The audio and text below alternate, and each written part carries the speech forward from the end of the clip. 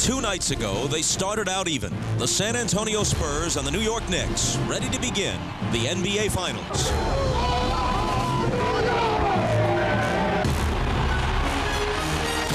But soon enough, Tim Duncan, David Robinson, and the Spurs showed why they might be unstoppable. Their inside dominance and outside precision are nothing to shake your head at. Just ask the Knicks, who experienced the first Game 1 loss of their unlikely postseason run. Now, they must ask themselves a question for which there may be no answer. How do you stop the league's best? Yet time and again, they have beaten the odds.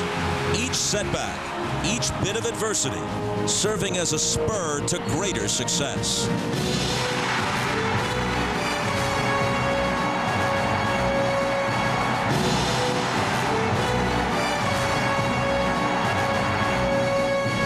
Now the injury-racked Knicks face their biggest challenge, and if this gritty group is to rewrite the story of this series, they must do it against a Spurs team that is healthy and peaking. San Antonio has won a record-tying 11 consecutive playoff games. They're looking for 3 more. Game 2 next.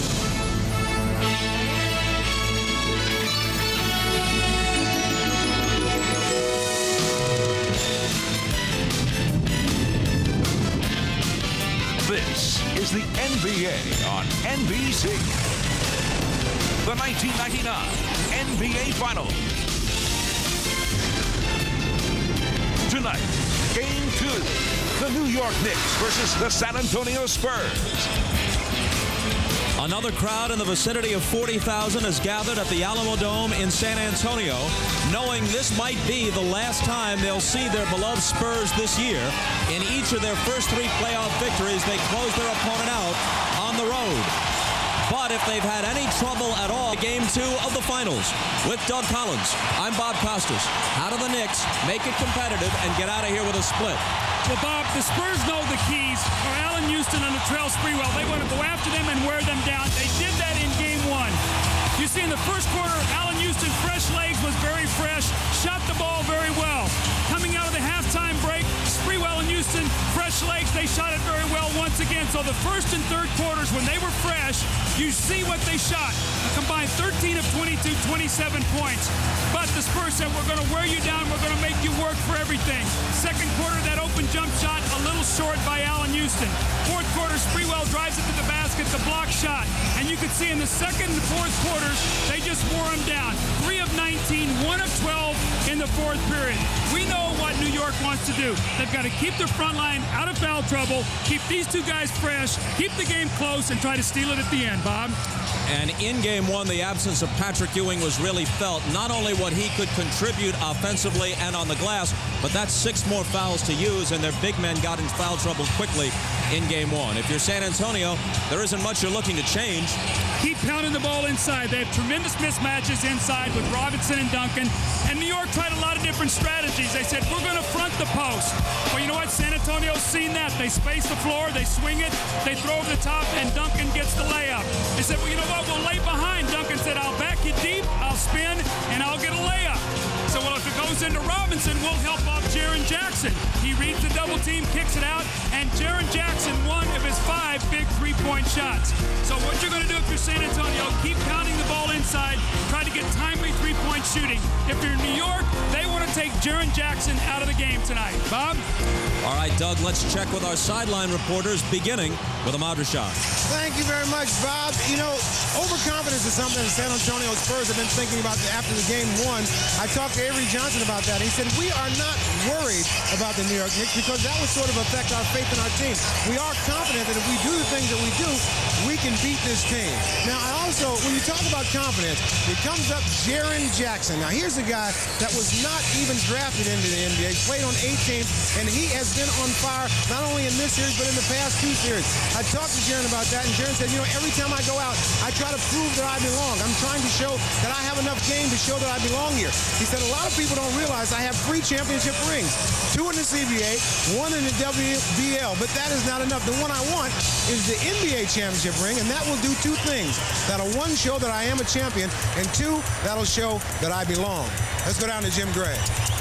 All right, thank you very much, Ahmad. I spoke to Jeff Van Gundy, and he told his team before the game that only one guy played efficiently enough for the Knicks to win in Game 1, and that was Kurt Thomas. He told the rest of them that they did not. He went on to tell them that he needs 6 guys tonight to be efficient if they are going to win. He also went on to tell them that since the NBA went back to its current 2-3-2 configuration in the finals, that no team has won 3 straight games at home. So tonight's win is a game that he feels is imperative for the Knicks to win. Now, a quick injury update. Larry Johnson told me his knee is feeling much better tonight. He will be more mobile, less tentative, and he will be shooting the ball quite a bit. And Chris Dudley, he has a hyperextended right elbow. He cannot bend his arm or make it go straight. He is having terrible trouble with his range of motion. He told us he will not be shooting any threes tonight, and I'm sure that's quite a relief to Knicks fans. Bob? Boy, what a strange strategy, prohibiting Chris Dudley from hoisting up threes. We'll step aside for a moment. Tip-off for Game 2 just minutes away. Hannah Storm and the Showtime crew will be next.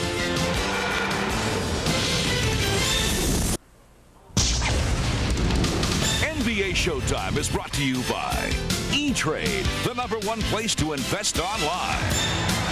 Hi everyone, Hannah Storm back in San Antonio along with Isaiah Thomas, Peter Vesey, and Bill Walton. The Knicks lose Game 1. No Patrick Ewing and Larry Johnson playing hurt. How did the Spurs take advantage, Isaiah? The game plan was simple. Attack Larry Johnson, whether it be with Tim Duncan in the second half or David Robinson in the first half. Larry Johnson guarding David Robinson in the first half. It's too short. David Robinson simply overpowers him.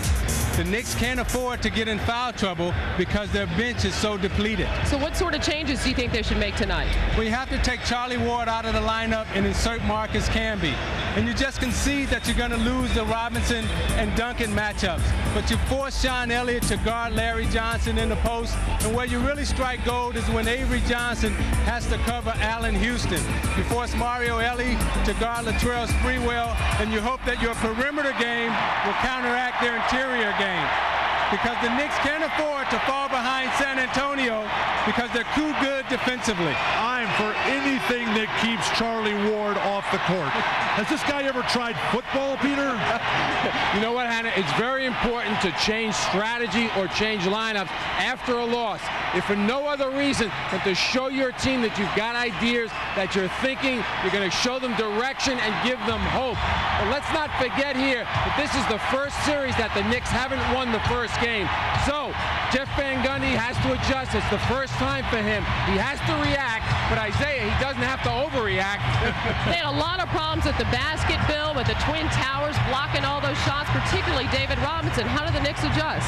Hannah, normally the penetration and dish strategy is terrific, but with Patrick Ewing out, it's just not going to work. Sprewell turning the corner, but David Robinson is there. The option for laying it off is Chris Dudley. Chris Dudley already playing hurt with the bad elbow from Game 1. David Robinson keeps everything in play. Sprewell, persistent, stubborn to a fault. The openings are not at the basket area, but at the free throw line, the 12 to 15-foot area. This will not get it done as David Robinson turns all this into fast break. But for New York, it all comes back to scoring on the offensive end. If Spree is going to go 9 for 24, if Chris Childs is going to go 1 for 8, it's not going to happen for New York. Perfection. That's the order of the day. Make a shot, please. First of all, the Knicks can't be a jump shooting team. Sprewell, if he's going to take it to the hoop, don't take it soft. Assault the hoop.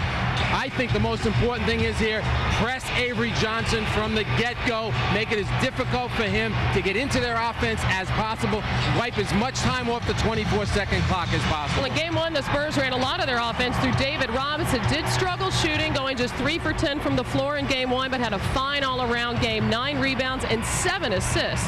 After 10 years in the league, Robinson, at last, playing in his first NBA Finals.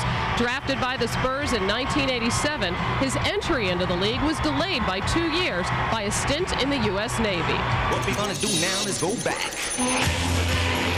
I learned leadership, got a great education, and started building my future. It affected my career probably a little bit, but the opportunity was still there. The city embraced me right away, and it was really kind of overwhelming. I didn't feel like anybody's savior, that's for sure.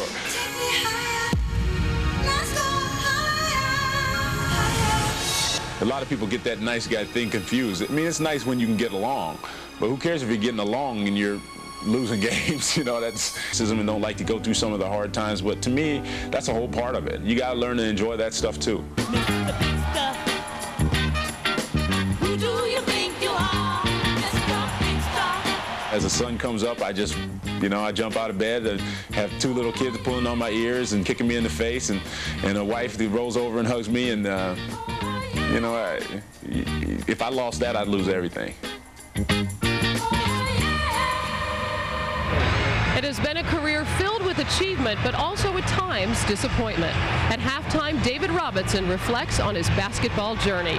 Robinson's Spurs can make NBA postseason history tonight, looking to win their 12th straight playoff game. The tip-off of Game 2 is coming up. The NBA Finals continue on NBC after these messages. The NBA on NBC is brought to you by Smooth Refreshing Michelob Light, Beer or Michelob. By Honda, a winning lineup of cars, sport utility vehicles, and minivans. By American Express, wherever you are, whatever you're doing, American Express helps you do more. And by Nike.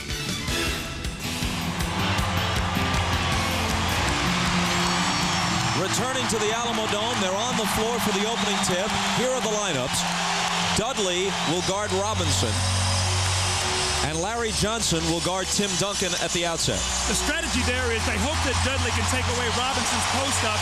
They said Larry Johnson really can't guard either one of them. Duncan has been such a force inside. They'll have to give him some help, though, because they're going to go right at Larry Johnson. The tip to the Spurs. The officials, Joe Crawford, Jess Kersey, and Danny Crawford.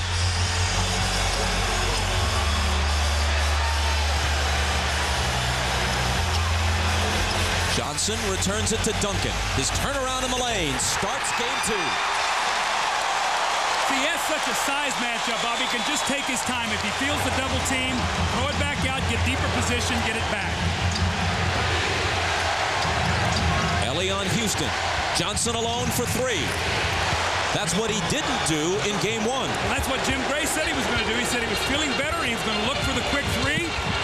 That's a great sign for New York.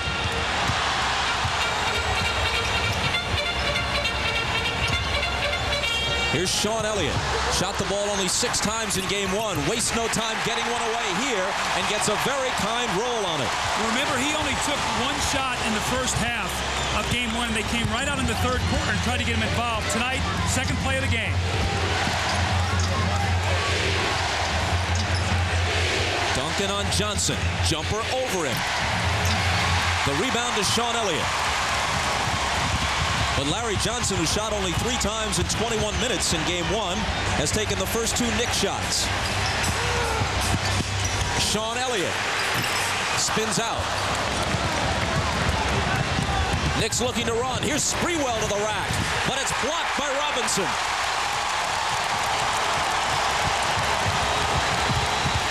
The Spurs big men run the floor so well.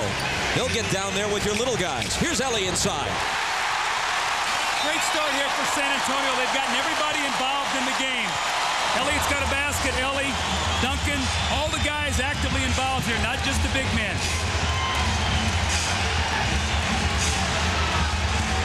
Johnson screening for Ward. Houston finds Dudley. Thinks about it, double pumps. It's partially blocked. Larry Johnson chases it down. Tim Duncan is shaken up. Ellie has a steal and takes off. He's fouled from behind by Charlie Ward. But the bigger concern is what happened to Tim Duncan.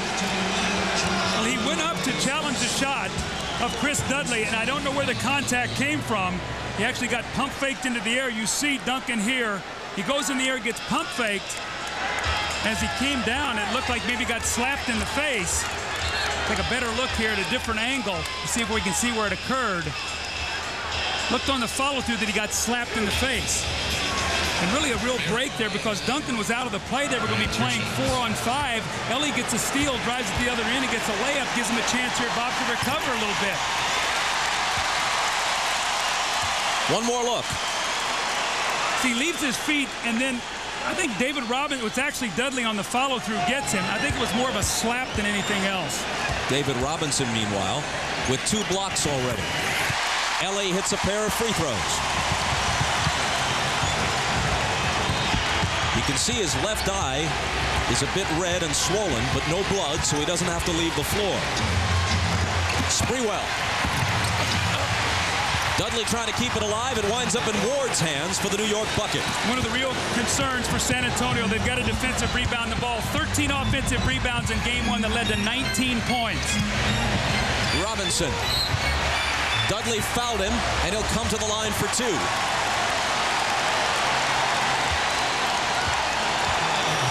Bob, we're going to see when Chris Dudley's in the ball game right here, they're not really going to guard him. They're not worried about him offensively. So when Larry Johnson starts to make his move, they're not even concerned about him. They're going to spend. The one thing they have to do is keep him off the offensive backboard. He got the tip that kept it alive, and then he got a second shot for his team. And again, about 19 of their 77 points in that first game came off offensive rebounds. You have to laugh at those who say the Knicks are a better team without Patrick Ewing. They'd be a better team with Ewing as the second or third option, perhaps, and not pounding the ball into him. But they'd be playing 5-on-5 on the offensive end, and you'd have to respect him big time. Oh, no question. Ewing is a terrific spot-up little medium-range jump shooter. They miss that against these big guys who get in that lane and block shots. Houston with a nice pass to Sprewell, but he can't finish it.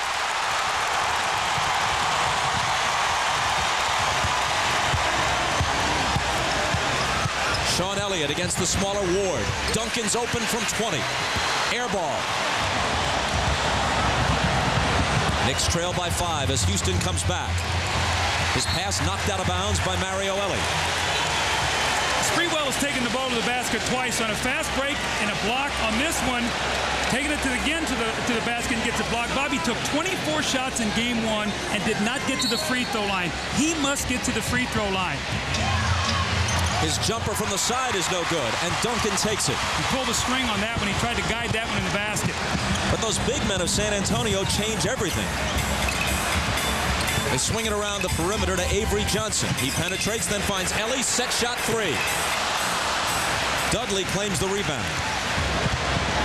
But when New York has the ball, either you don't go into the paint, or when you do, you're challenged, or you change your shot anticipating the challenge. Houston misses it. There's another one, though. Duncan came over and forced him to change the shot, Bob.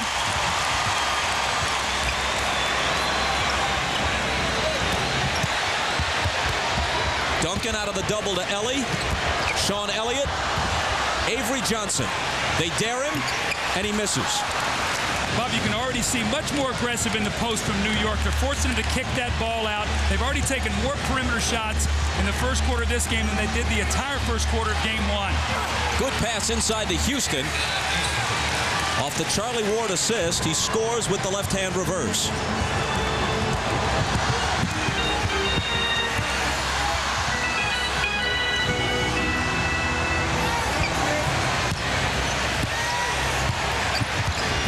Ellie back to Duncan, and a whistle from Jess Kersey. Jess Kersey is the lone former ABA official still working in the NBA. Now, Allan Houston is driving that ball to the basket, and you see Duncan comes over just enough to bother him. And the next time he makes a nice little cut along that baseline, gets behind the defense. This time the big men are lifted out, and they cannot give any help, and he gets a layup. Speaking of layups, there's one for David Robinson.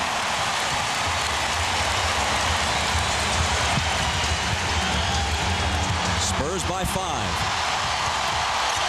Sprewell curls out, takes the pass, then tries to find Dudley, who juggles it, and they set it up again.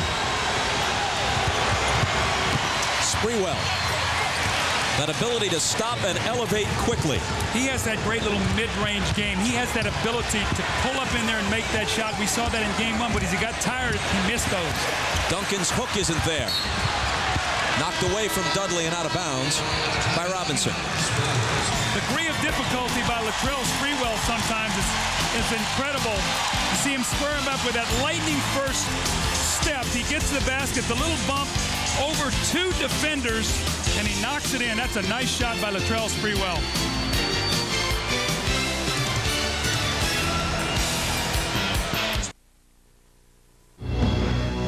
Game 2 has been problematic for the Spurs in this postseason. Their lone defeat came against Minnesota in the first round.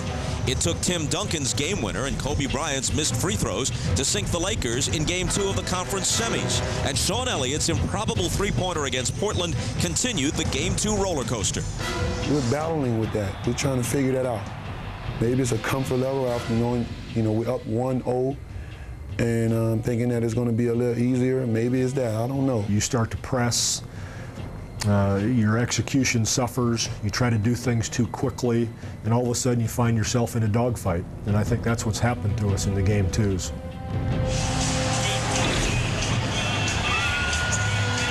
Minnesota beat them in the second game of the playoffs, and they barely escaped Game 2 against the Lakers and the Trailblazers. Considering all that, plus the fact that they're unbeaten on the road in the postseason at 6-0, and the best road team overall for the season, the Knicks better win tonight. Here's Houston. A little bit of daylight, and that's all he needs. You see what New York did that time. Charlie Ward went over and set a screen, and he actually got a mismatch now where Allan Houston could just shoot the ball over Avery. Avery Johnson lost it, and off the save, it ignites a New York break that Sprewell closes in emphatic fashion. See, that was a very unselfish play. Sprewell, 1 of 5 to start the game, 1 of 8 in the fourth quarter of Game 1. Johnson has room for a 3 and misses it. San Antonio looking to protect the ball a bit better. They've turned it over the last 2 times they've had it.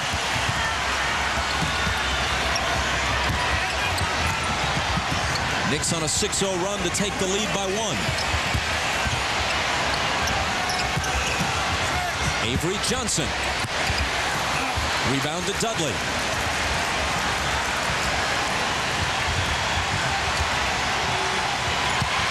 Houston against Ellie, who cuts him off, so he shoots over him, and it's short.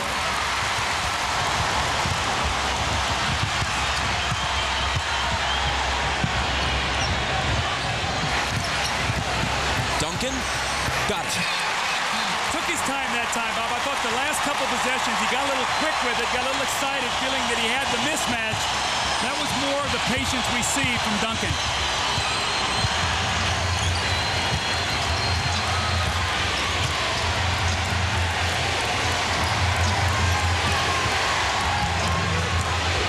Six on the 24 as Sprewell backs in.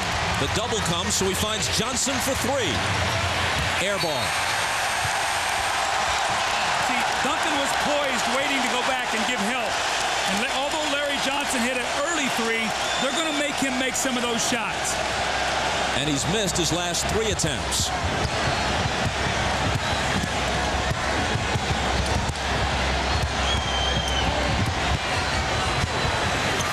Elliott had it knocked away.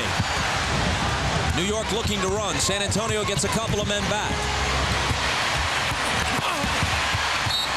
Out of bounds, touched last by the Knicks. It wasn't just any 2 men back. It was the Twin Towers, and that changed what could have been a New York break. Well, Bob, you said it earlier, how well their big men run. It looked like Allan Houston had a play there. Once again, David Robinson made him alter his shot.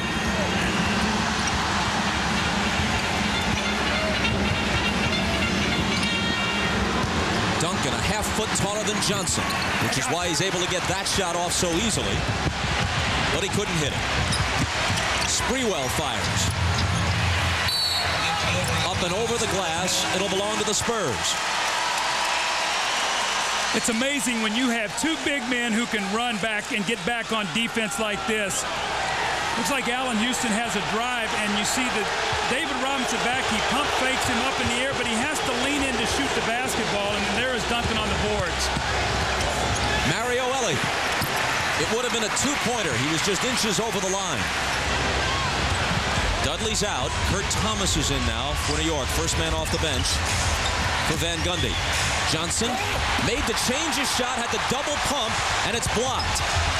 Here's Thomas. The rebound to little Avery Johnson. Larry Johnson just had nowhere to go, even though he appeared to have good position when he caught the pass. Well, we saw Brian Grant do it in the previous series. You can't pump fake and get those guys in the air. You just got to be able to step out on the floor and make some shots. And Larry Johnson's got to trust his perimeter shot. Kurt Thomas with a quick foul. Now New York has a team on the floor, Bob, where all 5 guys you have to honor because they can shoot the basketball. Let's see if they can take advantage of that. Maybe Thomas and Larry Johnson make an outside shot. Mario Elie slides along the baseline for the jam.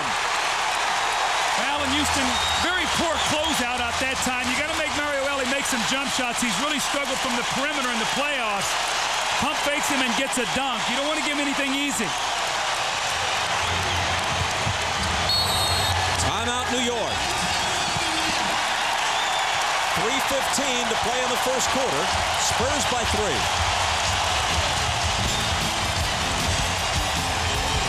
Mario Elie, 4 of 19 from the three-point line in the playoffs going into tonight. Allan Houston with a very poor closeout. Elie with a powerful finish. And when you got a guy struggling from the field, don't give him anything easy. You're watching the NBA on NBC.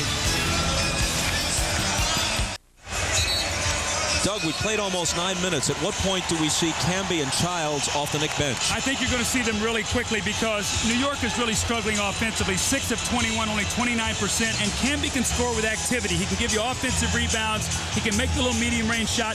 And Childs has played much better in the playoffs than Charlie Ward, although in Game 1, Childs was only 1 for 8. But I think you'll see them really soon, and Jeff Van Gundy's going to count on him to give him a real big lift coming in the game. They're within 3. He has to like his position right now. Robinson and Elliott are out for San Antonio, and in are Malik Rose and Jaren Jackson. Houston's long jumper is off no good, and Malik Rose is there for the rebound. Camby is at the scorer's table. The lob to Duncan. Easy 2. Johnson trying to front him. No chance. Bob, if you're going to front in the post, you can't let that ball come back to the top because he's walking him up the lane and just throwing right over the top of his head. They got to deny that swing pass. Ward lost it. Elie up with it. 3-on-2 if they push it. New York now gets back.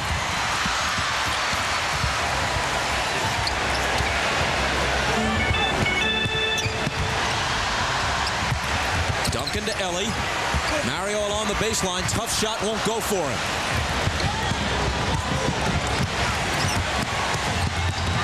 Ward's pass picked off by Jaren Jackson. Jackson on the move. Trying to find Elie in the lane. Ball squirts loose. Mario to the floor to save it. Jaren Jackson for 3. Can't pick up where he left off a couple of nights ago. A frenetic pace in this first quarter. And Elie pokes it away from Houston. Still New York ball. Here comes Childs and Camby. Now, Charlie Ward made back-to-back turnovers, so he's coming out of the game. Camby comes in. But you know what? New York is expending an awful lot of energy right now early in this game and not getting a lot accomplished, Bob. That's not a good sign, as we know that San Antonio wore them down in Game 1 with that size and depth. Mario Elie cheerleading as he goes to the bench. Sean Elliott back in.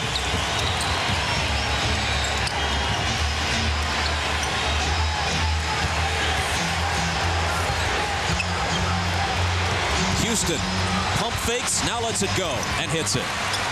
Sean Elliott made a mistake right there. He had Allan Houston. He left him to go give help. They do not want to let Allan Houston get open shots. Prior to that hoop, the Knicks had gone about 5 minutes without scoring. They still trail, though, by only 3.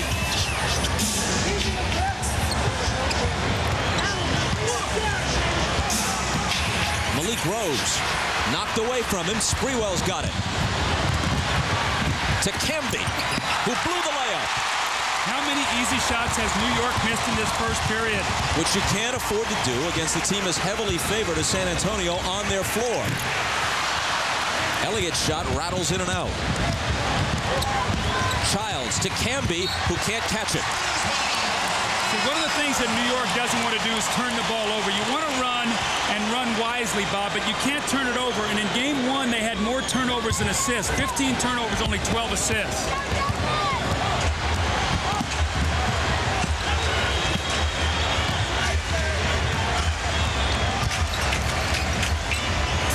Here's Sean Elliott. Bouncing to Duncan against Thomas with the turnaround hook that's no good. Knicks could get a 2-for-1 here if they get off a quick shot.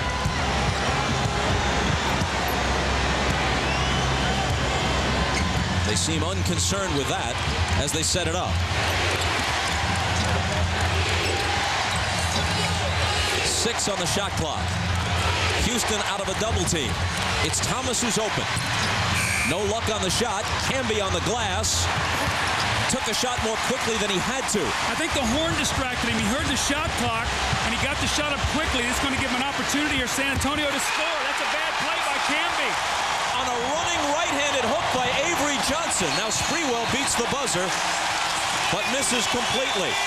Wow, bad exchange for the Knicks. I think you're right. Camby heard that buzzer. There were still 8 seconds. He took a quick shot thinking he had to, and then Avery Johnson hit a very difficult shot on the run at the other end, making it a 5-point San Antonio lead after 12 minutes. And you're watching the NBA on NBC.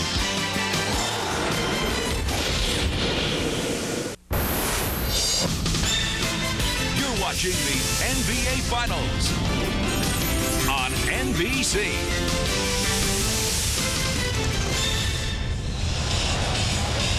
Well, San Antonio leads by 5 after a frenetic, fast-paced first quarter. New York had a lot of easy opportunities, but the hesitation, that's what that shot blocking will do. Robinson gets a piece. Here's Sprewell. Duncan once again comes over and thwarts the effort. Allan Houston looks like he's got a layup. Here comes Duncan at the last minute again. And then Camby, who was wound up and full of energy, misses an easy layup. And the easy misses around the basket. 7 of 27. They're only down 5, which is a good sign. And, you know, Bob, Marcus Camby came in the Indiana series, and he channeled his energy into positive things. He's really hyper right now. He's got to calm himself down and use that energy in a positive way. Steve Kerr's in for San Antonio as the second quarter begins. Larry Johnson's back on the floor for New York, and an illegal defense against the Spurs. See, I think what Jeff Van Gundy's trying to do with Camby and Childs is trying to do the best he can, if that score stays close, to keep them off that bench to come in. Now he's going to have to be able to decide, does he have to bring them in sooner or not? We'll have to see based upon this results. Kurt Thomas guarded by Sean Elliott, who fouled him. New York has missed 12 of its last 13 field goal attempts, and Latrell Sprewell really can't find the range. Remember, he was 1 for 8 in the fourth quarter of Game 1, 2 for 8 in the opening period of this game. The foul a moment ago was the first foul of the entire game against San Antonio. Now Duncan rebounds Thomas's miss. Now the Spurs have 3 very good three-point shooters on the floor, so if they help in the post, the 3 could be available. They do not want to leave Jaren Jackson, but Kerr can shoot it. Duncan was fouled.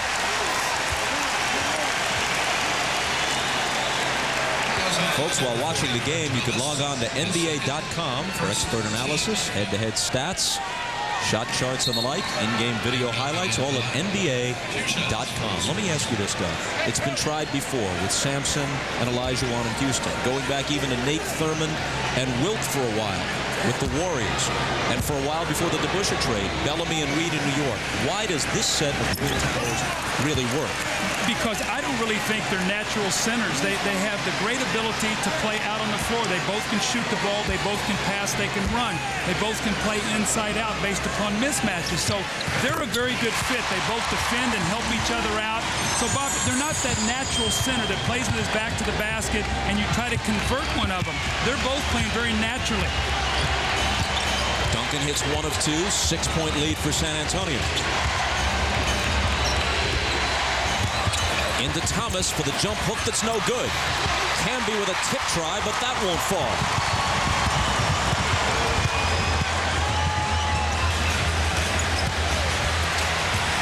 Duncan had it knocked away by Thomas and taken by Camby. Childs weaves his way back to the front court. Larry Johnson, but hold on.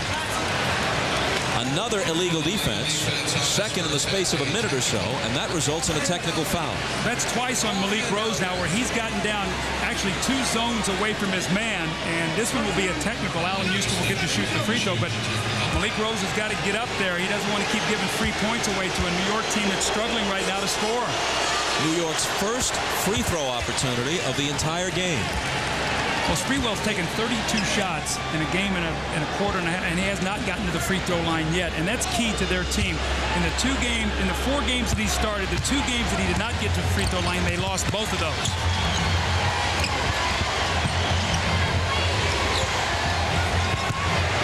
Rose on Johnson. Elliott comes over and kicks it away, so that gives them a fresh 24.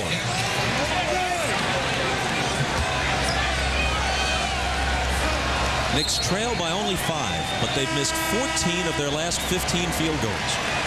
Well, they have to be very happy they're this close to San Antonio. San Antonio's made some errors, and New York has forced them into some tough plays, but they've got to convert as Robinson gives Tim Duncan his first rest.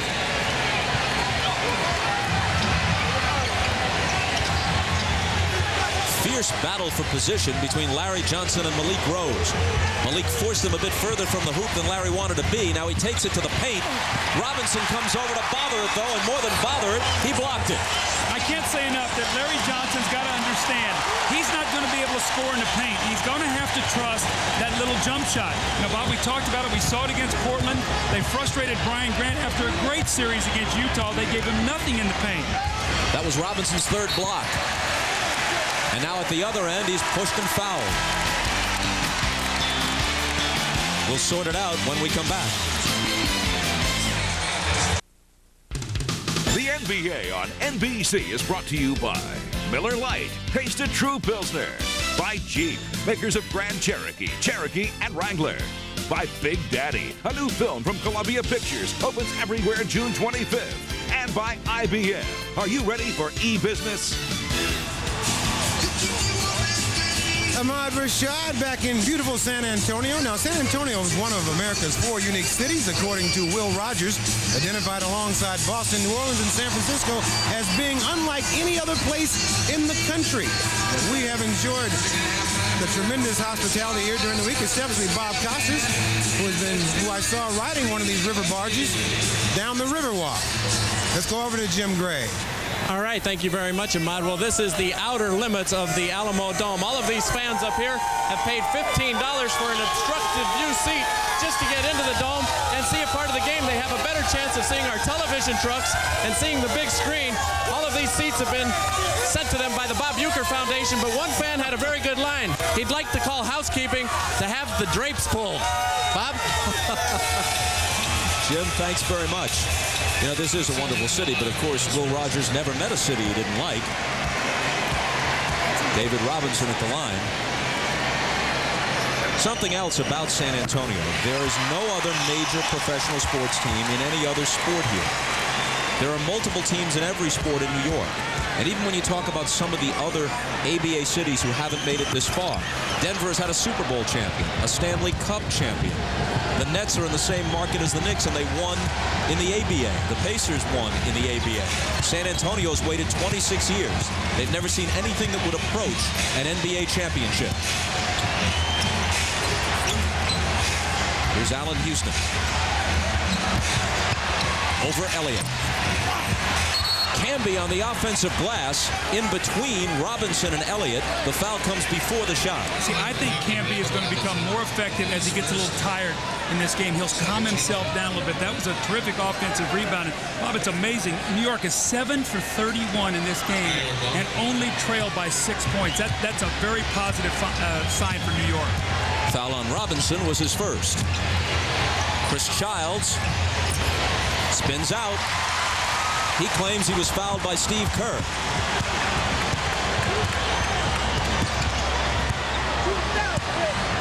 New York has made one of its last 18 shots. Here's Kerr. Got inside Childs. Up in the air, didn't quite know what to do with it. It results in a turnover. Childs on the move.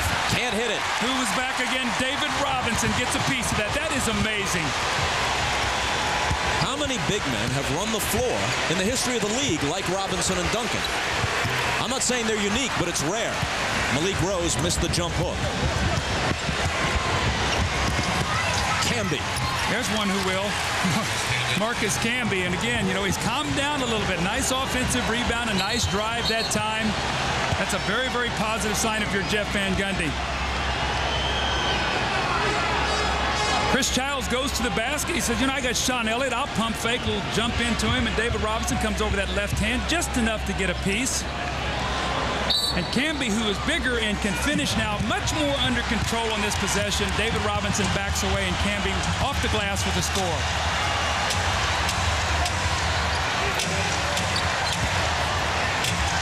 Sean Elliott, straight away three. Overshot it. Camby snatches the rebound. Knicks still down by only 4 despite all their shooting woes.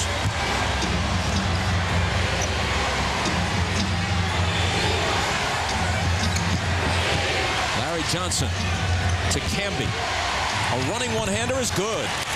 Nice play that time again by Camby. So after a quick foul and missing a little layup, starting to deliver good minutes here. San Antonio now wants to talk it over, leading by only a basket with 7:50 to play in the first half.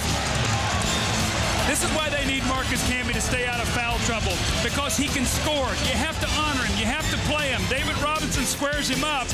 The lanky arm of Camby finishes it right over the top of the Admiral. They trail by 2, and they're fighting themselves back into the game. You're watching the NBA on NBC. Latrell Sprewell checking back into the game. In our open, I said, you're going to have to keep him fresh. You see, he was out of the game about 4 minutes and 10 seconds, but got over 16 minutes rest. Duncan is back. You see, he rested under 3, got over 8 minutes rest. And, you know, Bob, it'll be interesting for me to see as Sprewell comes back in, as he calmed himself down a little bit. He's been playing so frenetically. 2 out of 8 to start this game, 9 out of 24 in game 1, so 11 of his last 32. Robinson out to Kerr. It's a 2. His foot was on the line. But for San Antonio, it's good to see Steve Kerr hit one. They're still waiting for him to get in a true groove in this postseason. Well, he's 4 of 22 coming in tonight. Remember, he started out 0 of 12 before he hit some shots against Portland. Childs can't answer. Sean Elliott back the other way. Kerr again. Can't make it 2 in a row. Childs did a good job that time getting him back in the hand in his face. Sprewell's jumper is there. See, Bob, it always happens. Guys come out and they're so fired.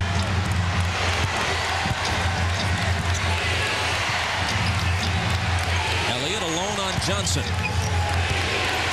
Robinson comes over to help, but Thomas has a good look at it and misses it.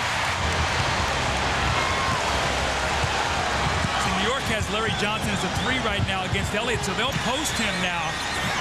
He'll have a mismatch there. They'll have to double team him. Sean Elliott hits the 3. How many times have we seen it with San Antonio? You try to take away something, and they get timely shooting.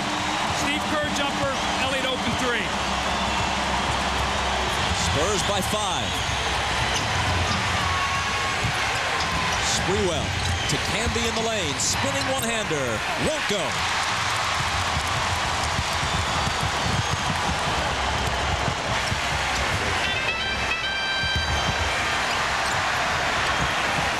Sean Elliott drives past Johnson with the underhander that's good. See, that's why Jeff Van Gundy was afraid to play Larry Johnson against Elliott. He had the matchup on one end, not the quickness to stay with Elliott on the drive. He broke him down and got it to the basket. He's going to end it here and get a little timeout for a little bit of a run. This is the game's biggest lead. San Antonio by 7, and before it gets out of hand, Van Gundy stops the clock. It's a good timeout. Double team. Larry Johnson helps, kicks it right back out. Sean Elliott, they're not going to rotate off Jaren Jackson, and Sean Elliott hits the shot. The next time down the floor, Elliott said, I'm going to use my quickness. Larry Johnson with a bad knee. No sympathy in basketball here. You drive by him with a little finger roll in the layup. 5 straight points for Sean Elliott. And here in San Antonio, as we look at his numbers in the regular season and as the playoffs have progressed, and with the exception of game 1 in the finals, they've moved up as the season and playoffs have moved along. The most legendary of the Spurs players, George Gervin, would appreciate that last move, because as we know, one thing the Hall of Famer, the Iceman, could do, as he famously proclaimed, was finger roll. And I had a lot of those. I'd like to go back and see how many of the points he scored against me. Sprewell explodes to the hoop, but again can't finish. but he gets the call he was looking for. There is a foul on the play. And the first 2 free throws of the series for Latrell Sprewell, attacking that basket. Looked like Robinson came over and got a nice little piece of it. A nice call there for Sprewell as he will shoot 2 free throws. And it's Robinson's second.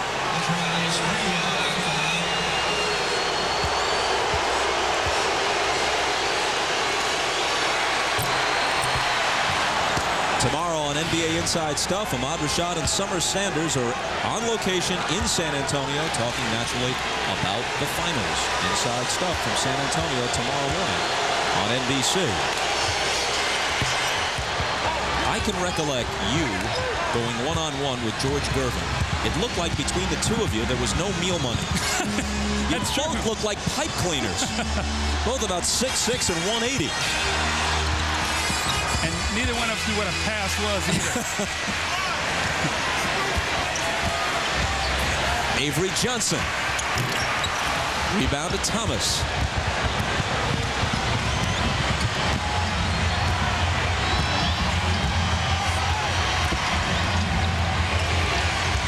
Childs gets a screen and pops the jumper. See, I like what New York is doing right now. They're trying as much as possible to have 5 guys on the floor who can score. That way, San Antonio can't help as much on Sprewell and Houston. Elliott against Camby, who poked it away and then dives to the floor, hustling effort, but it's San Antonio ball. The Allan Houston coming back in now. He got a nice little rest. See the rest, he got 3 minutes actual game time, almost 6 minutes. So that's what you want to do when you're a coach, Bob. You pick and choose when you rest your guys. Hopefully when you take them out, the other guys on the floor can keep what's going on out there. Maybe even get a little run. Chris Childs attempting the steal is instead hit with his first foul. See, the shot clock had been down to 8 seconds. With that, they get a new 24, so that's a break for San Antonio.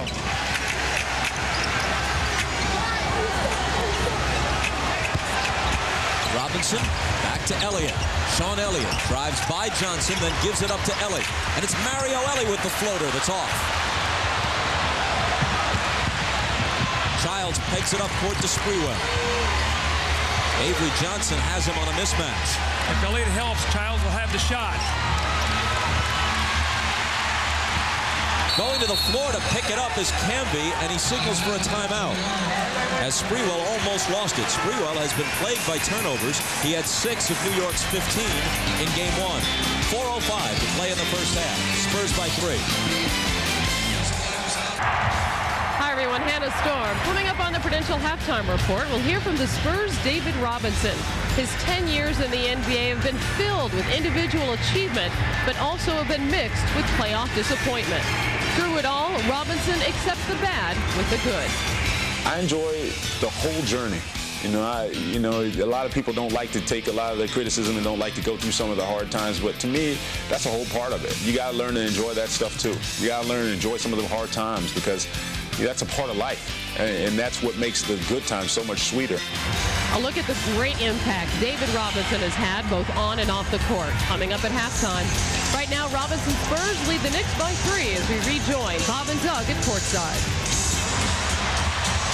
Hannah, thank you. Along that line, as you look at his stats, another indication of his willingness to defer to the better interests of the team. He's taken only 1 field goal in the first half and made it. Here's Sprewell with a long 2, and he drills it. See, since he's come off the bench with the rest, he's 2 out of 2 from the floor, 2 out of 2 from the line. He has 6 points. Much better rhythm. The Knicks back to within 1 after trailing a moment ago by 7. Duncan out of the double to Johnson. And now Sean Elliott. Mario Ellie with a floater that's good. He has that little runner. We've seen it so many times. I still think you have to make him shoot the jumper. He's not confident with it right now. Allan Houston, 2 poor closeouts to get beat on that baseline. Sprewell behind Camby's screen. Spins out.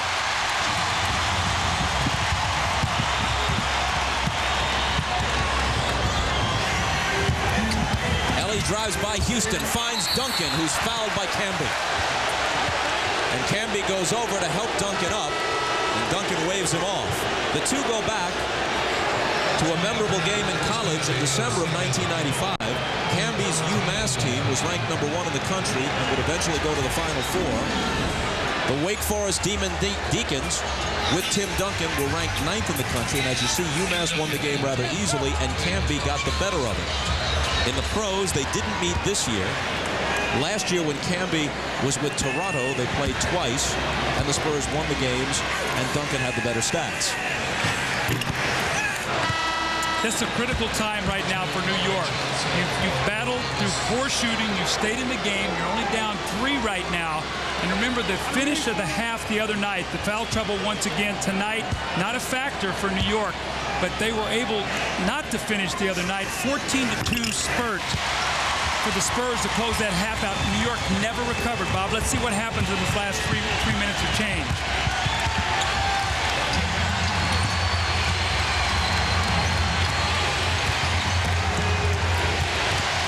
Allan Houston to a wide open Larry Johnson, but he can't put it down.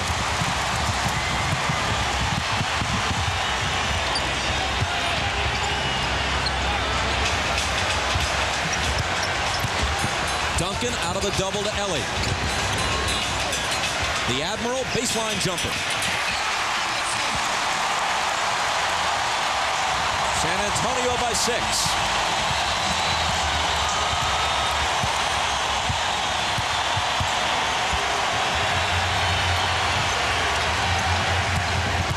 Houston gets into the lane and to the hoop. Oh, what a great drive by Allan Houston. Took the ball inside, showed it. Both big men went for it, and he slithered away from it off the glass. That's a nice play and a momentum stopper if you're New York.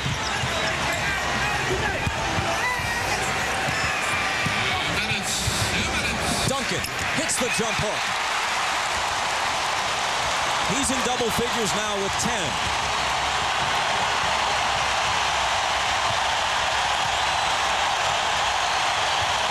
Sprewell missed it behind Camby's screen. The rebound to Robinson.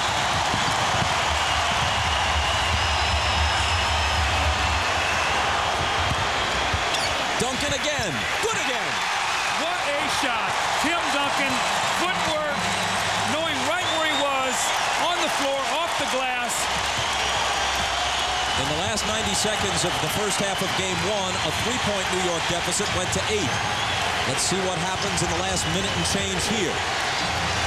They trail by 8 now. Ball knocked away, but a San Antonio foul.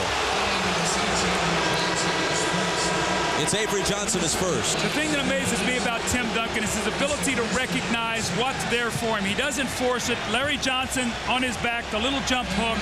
Next time down the floor, good post position. Realizing Marcus Camby not quite the strength, just a subtle little bump there, the jump away from contact. Duncan with 2 critical baskets here in this half. Penalty not in effect yet. New York ball from the side. Inside a minute. It's Johnson over Rose. Still no luck for Larry Johnson. Loose ball foul on New York.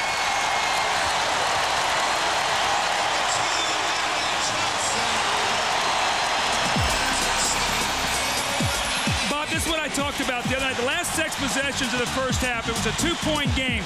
Look what happened. They had a bad lineup on the floor. Dudley got the shots. Herb Williams got some shots that went from 2 to 8, and they never recovered out of that last little 150 stretch. When 5 of your last 6 shots in an important stretch of any game were taken by Chris Dudley and by the ancient Herb Williams, that is not the plan. Well, see, what happened was they were playing 3-on-5 offensively because Sprewell and Houston, the big guys, were just running at them and said, you know what, we'll let those other guys shoot. They did, and you saw what happened. Now, Dudley's coming into the game here for Camby. Why? Because of fouls. He does not want Marcus Camby to get another foul in the last 52 seconds of this half. He's trying to protect him to go into the second half. Malik Rose missed the first one, still wearing the bandage over the cut beneath his right eye sustained in Game 1. Larry Johnson, meanwhile, is 1 of 8 from the floor. He hit a 3 on his first shot. He's missed his last 7. New York needs a score here badly.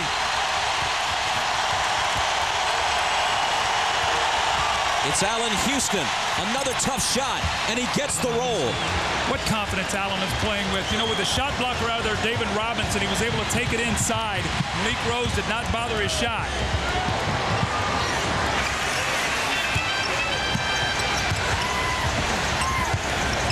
Duncan over Dudley, hit the side of the backboard. A basket here could pull the Knicks to within 5. Or 4 if they should hit a 3, which wouldn't be so bad at all for them. Sprewell has it knocked away by Avery Johnson, but a foul on Avery.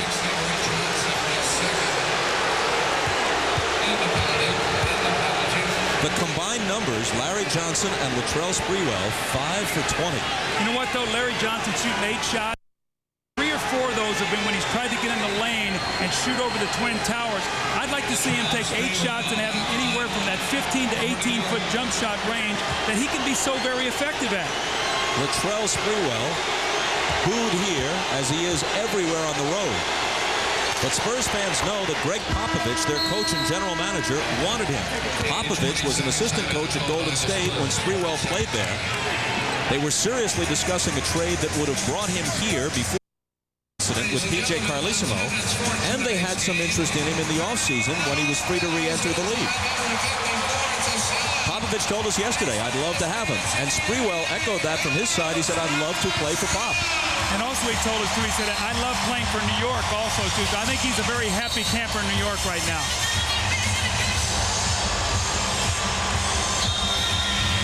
Sunday night on NBC, the world's most amazing videos at 7, 6 Central, followed by a Geraldo Rivera special and the suspense thriller The Client, starring Susan Sarandon, Tommy Lee Jones, and Anthony Edwards. That's Sunday night on NBC. There was a report in Sports Illustrated, and then it was reprinted in the New York newspapers that Sprewell had told people close to him that he didn't want to play for Van Gundy anymore, preferred a trade, and that Atlanta was his preferred destination. We asked him about it yesterday, and he said, no, I want to stay in New York, and he denied making the statement in the first place.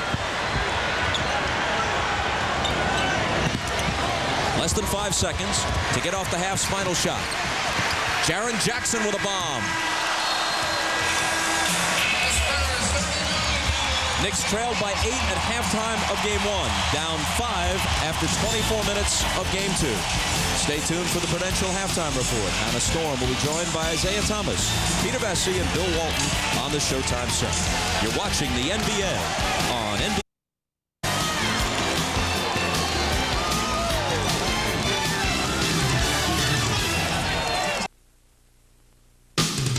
This is the Prudential Halftime Report, brought to you by Prudential. Prudential, a leader in insurance, investments, real estate, and financial services. See why Prudential is today's rock-solid choice for your financial needs.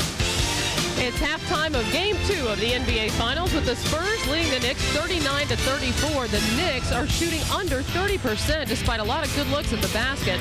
Latrell Sprewell and Tim Duncan each have 12 points.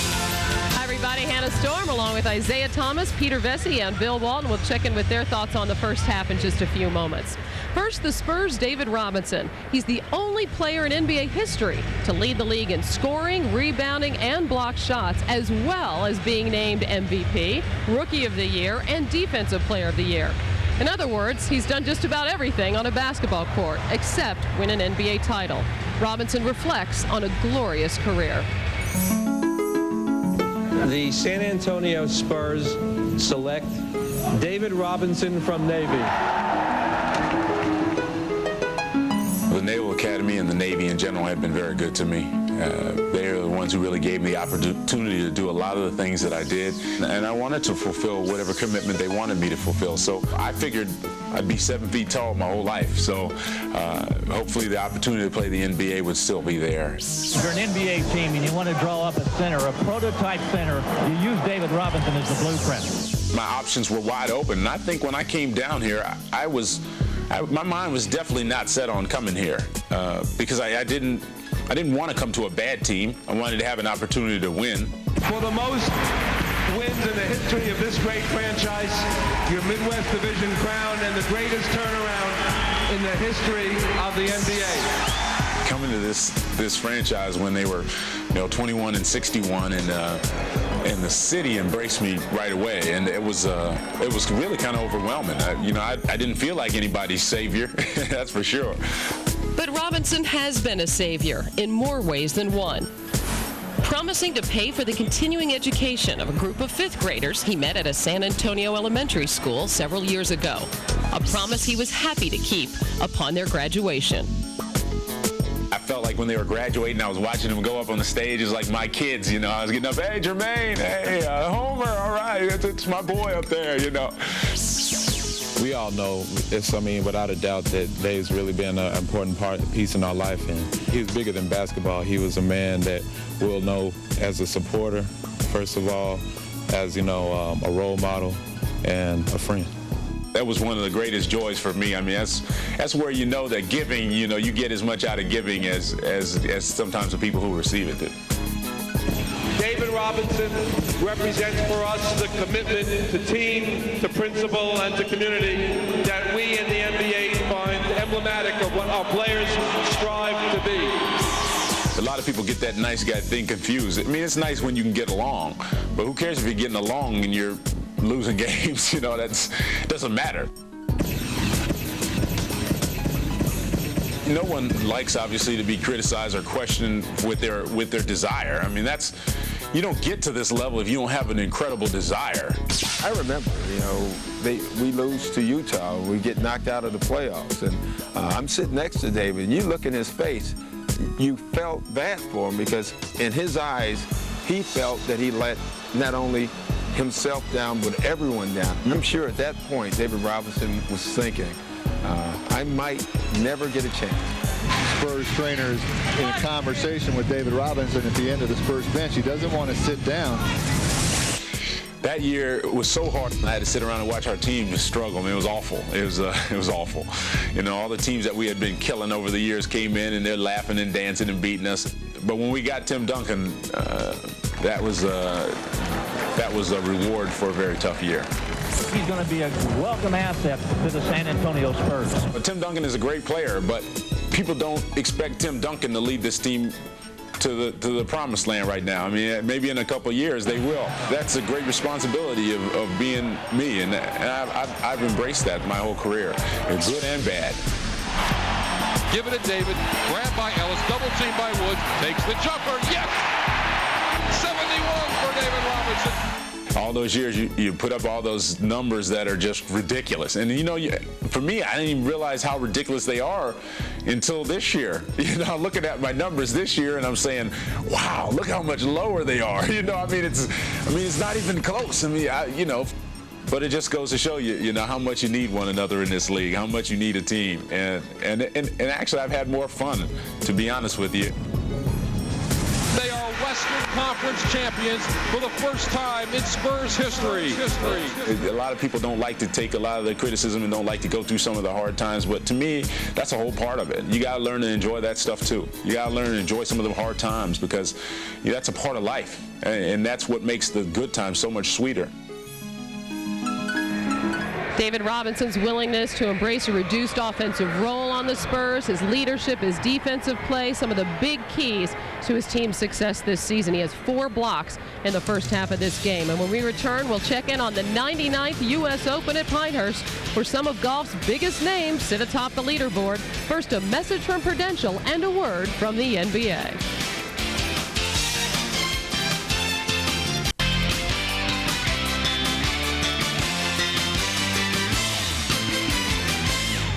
At halftime of Game 2, the Spurs lead the Knicks 39-34. Bill Walton telling us before the game that the Knicks should not continue to just go at the Spurs Twin Towers. That's exactly what they did in the first half, Bill. And when will they ever learn? All the pretty boys out here, they want to go in there and throw one down on the big guys. That is not going to happen here. Allan Houston, ill-advised shooting. Latrell Sprewell trying to get to the hoop. Nothing's working there. And then when Larry Johnson double pump, David Robinson sends it all right back. Ironically, it's when they pulled up and tried to hit those 15-foot shots. That's the one that's going down for them. Isaiah, in a thinking man's game, the New York Knicks, they have brain lock. Bill, what that says to me, what you just said, is that the New York Knicks have to create some more mismatches. Allan Houston right now is 5 for 10. but the rest of the Knicks players are shooting less than 25%. What Jeff Van Gundy must do is go to the big lineup. He's got to go with Sprewell and Houston in the backcourt to create some mismatches so Sprewell and Houston both can get off. Right now, they just can't live with one of them playing well. Isaiah, even great scorers or even great shooters have lost their confidence. They lose it quarter to quarter at this level. And Sprewell is not known as a great shooter. He was 9 for 24 in game 1. He's 4 for 12 now. What he needs is easy baskets. The Knicks only have 2 points off 6 offensive rebounds and only 2 points off fast breaks. They've got to get opportunity baskets here. At one point, the New York Knicks missing 18 of 19 shots.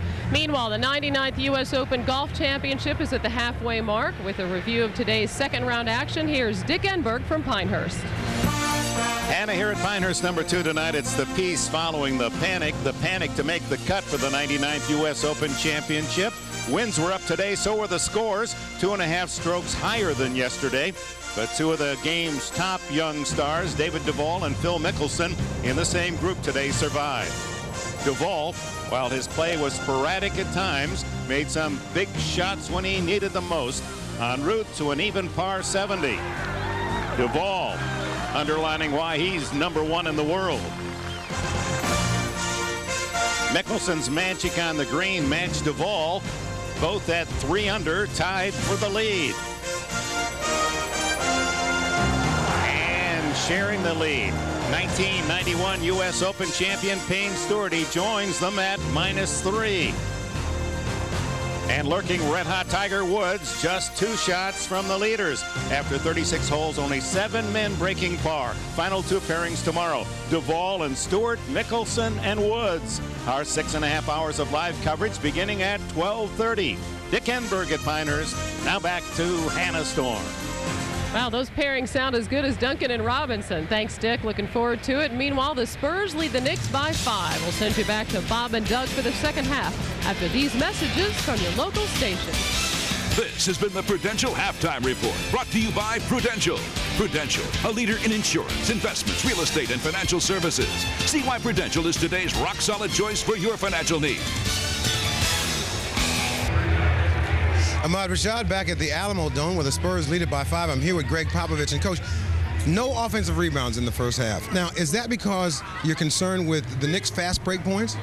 No, we haven't been a good offensive rebounding team all year, and we've been even worse the last 2 games. It's just not a strength for us, but it's not by design. Any adjustments at halftime? Well, if we don't get any offensive rebounds, we got to at least try to keep them off. They've got 6, and that's what they did the first game, and it kept them in pretty good, so we got to do a better job there. All right, good luck to you in the second half. All right, let's go over to Jim Gray. With Jeff Van Gundy outside the locker room as we get ready for the second half, a lot of missed layups, a stretch of 1 for 19. Do you still feel fortunate to be in this game? No, we've worked hard defensively. We've just been inefficient offensively. We've missed some good opportunities. Their defense is very good. We're going to have to convert at a higher rate. Hang around theory, is that what's happening here? And we're trying. All right, Jeff, good luck in the second half. Back out to you, Bob. All right, Jim, we won't hang around long because we've got to step aside for a commercial. Back with the start of the second half from San Antonio after this.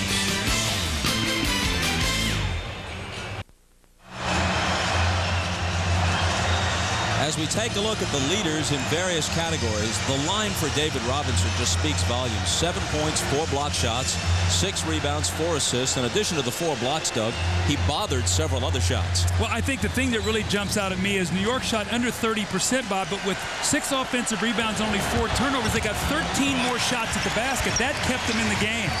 New York opens the second half with Ward, Houston, Johnson, Dudley, and Sprewell, who gets the half's first shot and misses it. Rebound taken by Avery Johnson. Out there with Robinson, Duncan, Elliott, and Mario Elliott.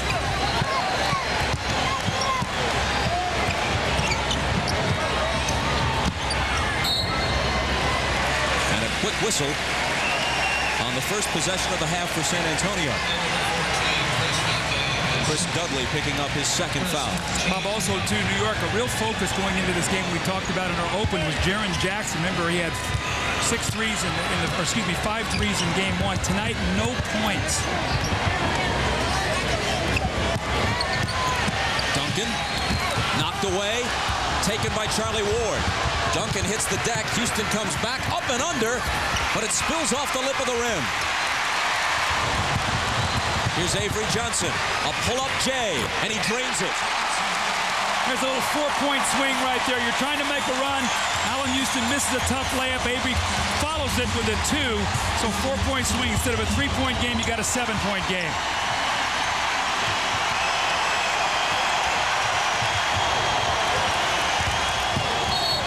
Houston fouled by Ellie before the shot. We saw so many of these in the first half for New York. It looks like they get right to the rim, and they just can't finish. This time it's Sean Elliott chasing him off the shot, and then David Robinson with a quick outlet.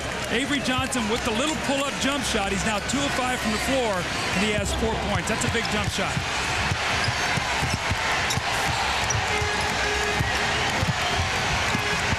Here's Houston into traffic, lays it off for Dudley. Sprewell for 3. The rebound to Robinson. Perfect example of playing 4-on-5. Dudley, a wide open shot that he had no more intention of taking than jumping off the roof of the Alamo Dome. You see, that's a great call. Robinson could help knowing he wasn't going to shoot it. Duncan had it knocked away. Another turnover for San Antonio. Sprewell. Houston.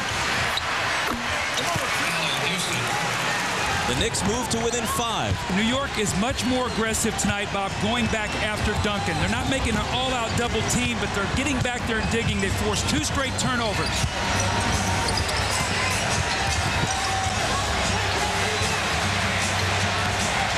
Robinson up top to Elliott. Now he has it back. His jumper is no good. The rebound to Dudley.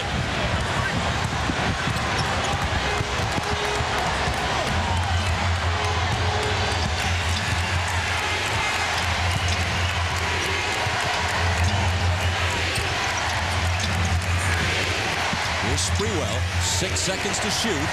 Sprewell runs into Robinson, and it's a blocking foul on the Admiral. That's his 3rd. New York is not making a double team. They're digging back. See, they're going off Avery Johnson. Charlie Ward dig back, and it leads to the fast break. Mr. Energy, Latrell Sprewell gets in the air and bailed out. He finds sweet shooting Allan Houston, who buries the jump shot. So Ward is the active guy right now. He's going off Avery Johnson. Houston is the game's high man with 13 points. Can't make it 15. And Robinson clears it.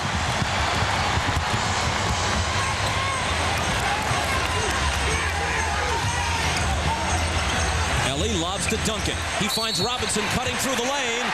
The basket counts, plus the foul. Danny Crawford with the dramatic delayed call. The little adjustments that you make. If Avery Johnson throws the ball in the post, Ward helps. So I said, you know what, we'll let Ellie do it. They won't help off of him. And then the double team has to come from another spot. Robinson goes right to the basket for the 3-point play opportunity. So that's the subtle adjustments you make, Bob. You see those guys leaving Avery Johnson. You go to the other side, let somebody else throw the ball into the post. Lucky bounce on the free throw for Robinson, completing the 3-point play.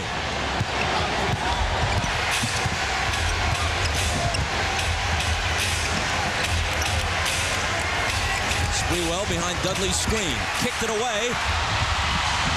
Diving to the floor for it is Ward along with Elliott. But it's Elliott who wins the loose ball battle.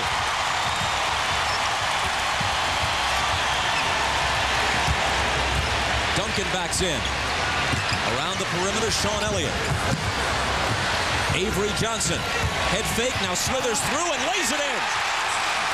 Well, somebody's going to be wrong after this series is over as New York asks for a 20.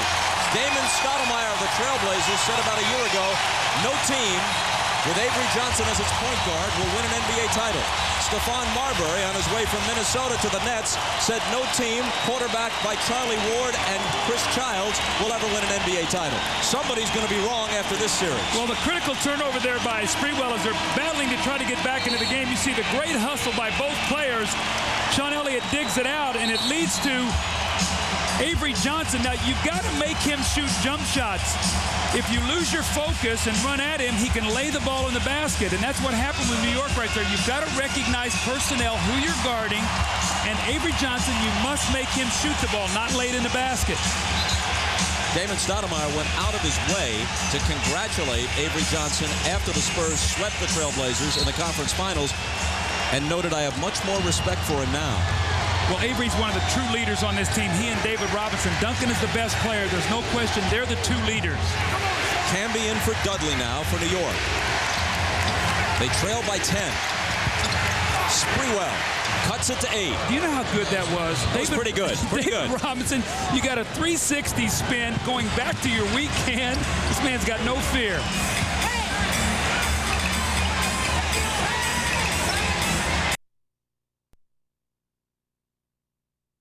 Out to Elliott. Now Avery Johnson. Ward gets up on him. Camby has him on a switch. That leaves Robinson inside with a mismatch. Duncan follows. Their first offensive rebound is going to be a three-point play. This is what Ahmad talked to Greg Popovich about. They've got to get some second shots. David Robinson's got 3 fouls. They would love to get his 4th. He flops back trying to get a foul. It doesn't go, and Allan Houston allows Duncan to get inside on the offensive boards. Their first offensive rebound, a three-point play opportunity. Give him a chance to have their largest lead of the game if he knocks this in, and he does, and it's an 11-point lead right now, Bob. See, when you're playing uphill, you got to stay away from the turnovers. You got to stay away from giving teams easy baskets. 15 now for Duncan. Ward for 3, and the Knicks needed that. Not the guy you would think would come down 11 and shoot the 3, but that was a very confident shot.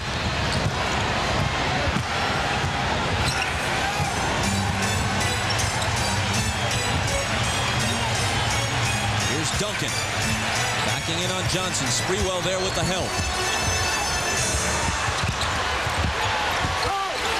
Camby reaches in, and a jump ball is called as he tries to wrest it away from Duncan.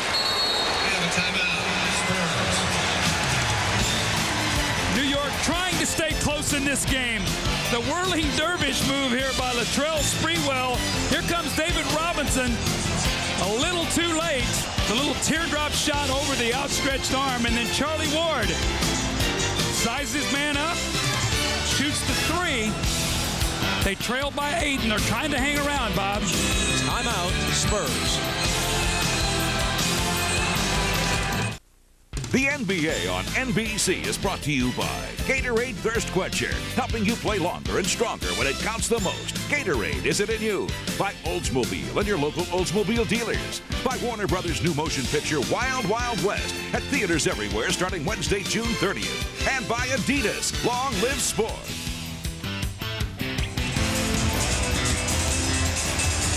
These NBA Finals are being seen and heard in 195 countries around the globe, being broadcast in 38 different languages. There's your alphabetical rundown. Crowd tonight at the Alamo Dome, 39,554, slightly more than the Game 1 opener. And in fact, all Game 1s are openers, now that I think of it. The jump ball after the timeout, won by New York. Camby got up a little quicker that time than Duncan.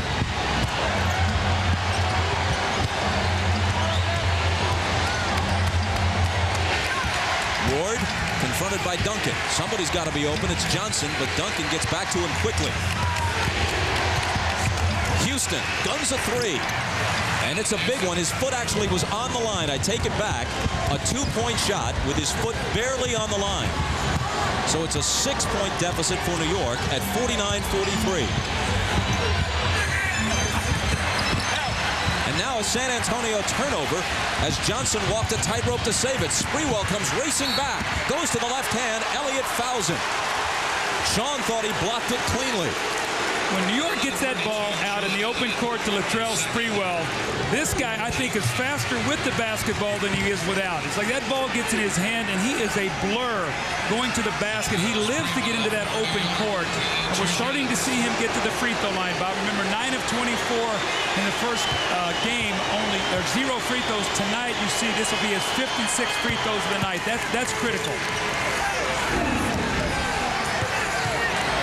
Sean Elliott's an underrated defender, and they made Latrell work so hard that he really got himself worn out, even with all his energy in the fourth period. But 9 of 24, 19 points, but no free throws. That's not good efficiency shooting the basketball. Latrell Sprewell played in just 3 playoff games with the Warriors, the first 6 years rather, of his career. This year, on a magical playoff run with the Knicks. Ellie, an air ball on that set shot. It could have been a 3. You can see also, too, Camby in the game much sooner in this third quarter than in the first. Ward slithers through, and Duncan says, get that mess out of here. Sprewell has it. 5 seconds to shoot. Johnson, a long 3. And with a hand in his face from Duncan at that. See, he doesn't have the quickness to go around Duncan with that sore leg, so they can really close out on him and chase him off that 3. LJ now 1 of 9 in the game. He hit his first shot, missed his last 8. Duncan off the glass. See, I just love his patience. You know, he doesn't get flustered. They're banging him, goes inside, back outside. One right back into him again. That's good offense.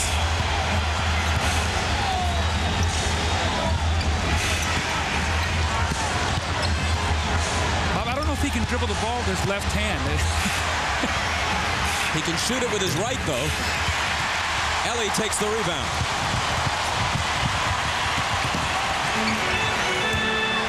Shyness would not be a problem for Latrell Sprewell.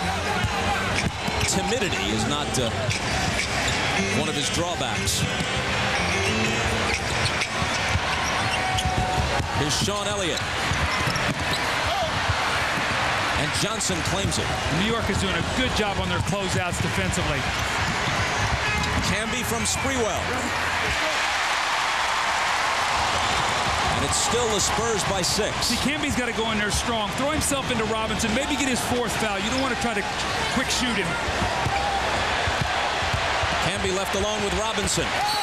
Ward came over but fouled him.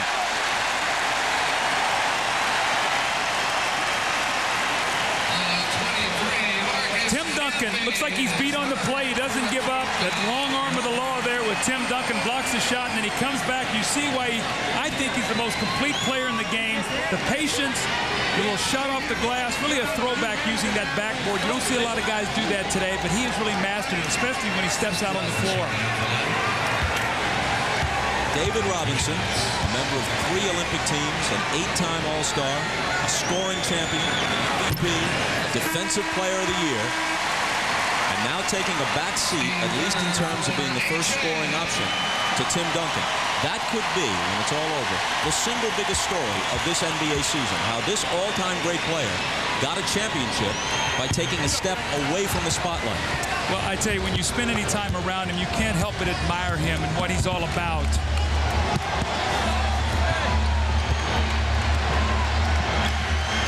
San Antonio leads by 7 as we move inside 4 minutes.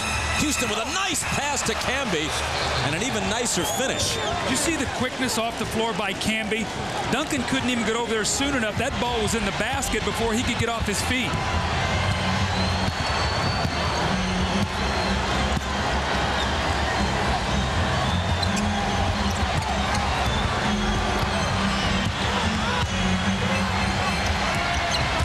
Here's Robinson with the turnaround, but Camby has the block. 2 seconds to shoot. Does Duncan know it? 24-second violation. David Robinson's getting a little tired. I think he might look at Popovich here and maybe get himself a little bit of a rest. 3:21 to go in the quarter. See if maybe Pop gives him a little rest. Camby that time with a nice shot block. When I watched him the last couple possessions getting up and down the floor, he's tugging on his shorts right now. And in many instances, that's the first sign as a coach that you look at that he's starting to get a little tired. New York has cut its turnovers down from game 1 when they gave it up 15 times. Only 5 so far tonight. San Antonio guilty of 12 turnovers. Houston. The rebound to Duncan.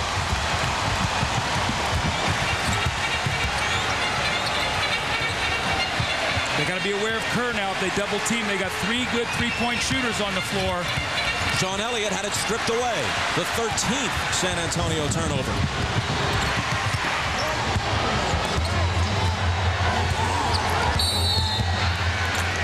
and New York asks for time. They're very much in the game. 2:46 to play in the third. Trailing by only 5.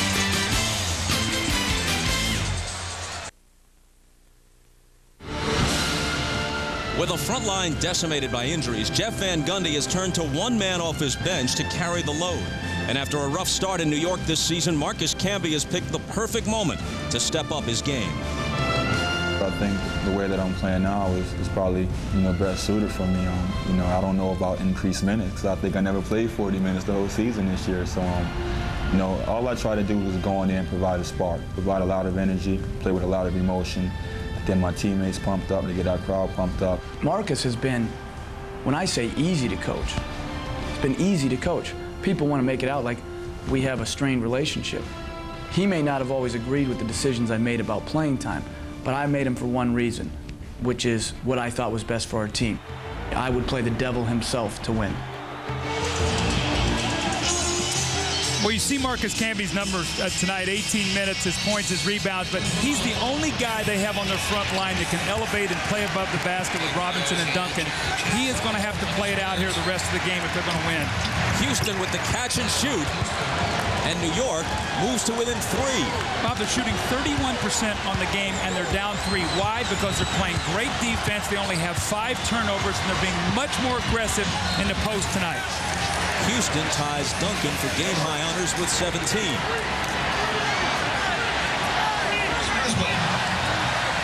See, Jeff is going to have to really think about when is he going to give Allan Houston a little bit of a rest and Sprewell. I don't think they can play the rest of the game, so he's going to have to be very judicious how he rests these 2 guys.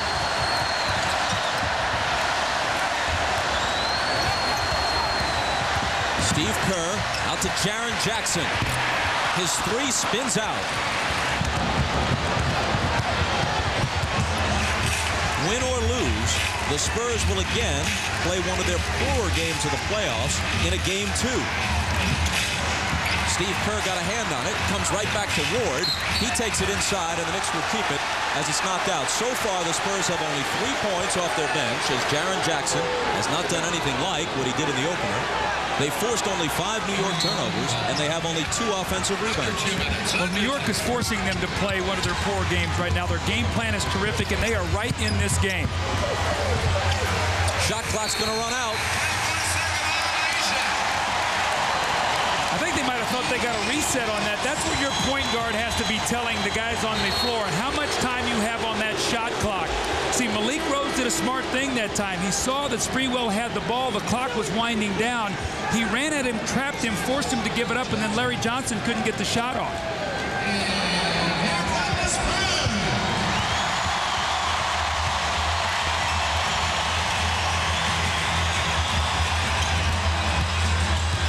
Very low-scoring game. San Antonio with just a 3-point lead.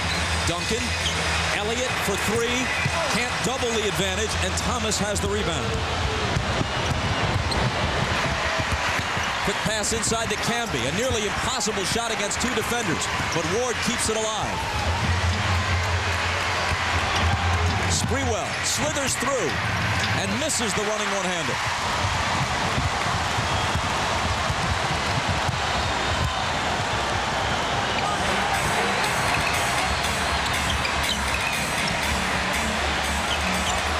Trying to contend with Duncan. Sprewell over to help.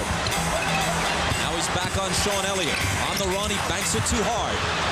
Thomas with another rebound. He had 16 of them in game 1. He has 7 in this game. Well, New York's getting a lot of chances. Their post defense, they're forcing Duncan to give the ball up. No one else can score. They have got to take advantage of this little stretch right now with Robinson on the bench. Houston on the move. It bounces into Kerr's hands as the bank was closed for Allan Houston. Last half minute of the third. Duncan.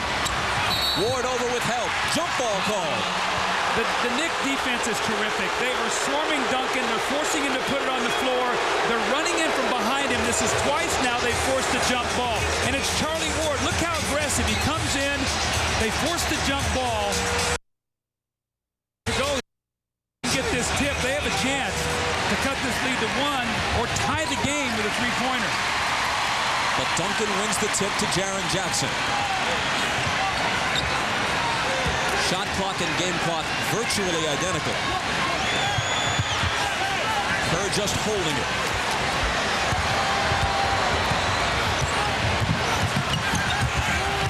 Sean Elliott. A terrific baseline move.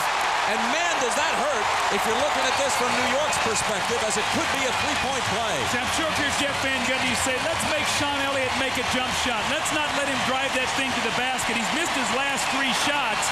Kerr throws it in the corner, and the poor closeout by Sprewell gives up the baseline. Then the touch foul, the great finish by Sean Elliott. This could double the lead here, Bob, as you talked about here in the last 3 seconds of this quarter. That could be a huge play for the Spurs going into the fourth. This is even worse for New York. Duncan with the rebound. It's a 4-point trip down the floor. Less than a second.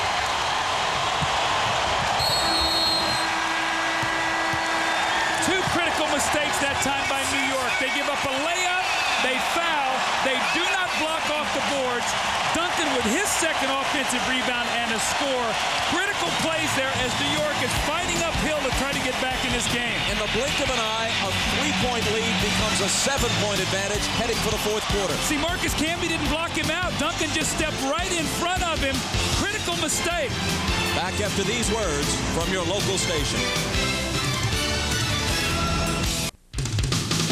This copyrighted telecast of the National Basketball Association is intended solely for the entertainment of our audience, and any retransmission, reproduction, rebroadcast, or other dissemination or use of this telecast, or of the pictures, descriptions, or accounts of this game, without the express written consent of the National Basketball Association, is prohibited.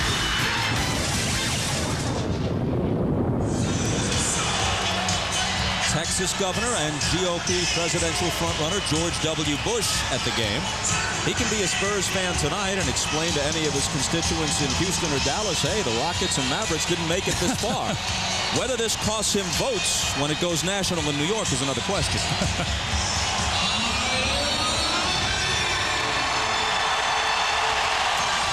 See, Bob, what also happens, the Spurs get 4 quick points, and they get the first possession here. So it's a 3-point game. If they score, it goes to 9. Into Duncan, guarded by Thomas. Turnaround jumper. Off the front of the rim, out of bounds to New York.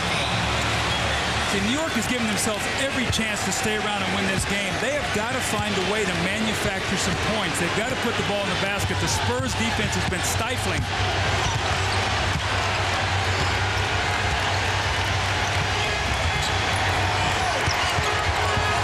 Johnson hands it to Ward.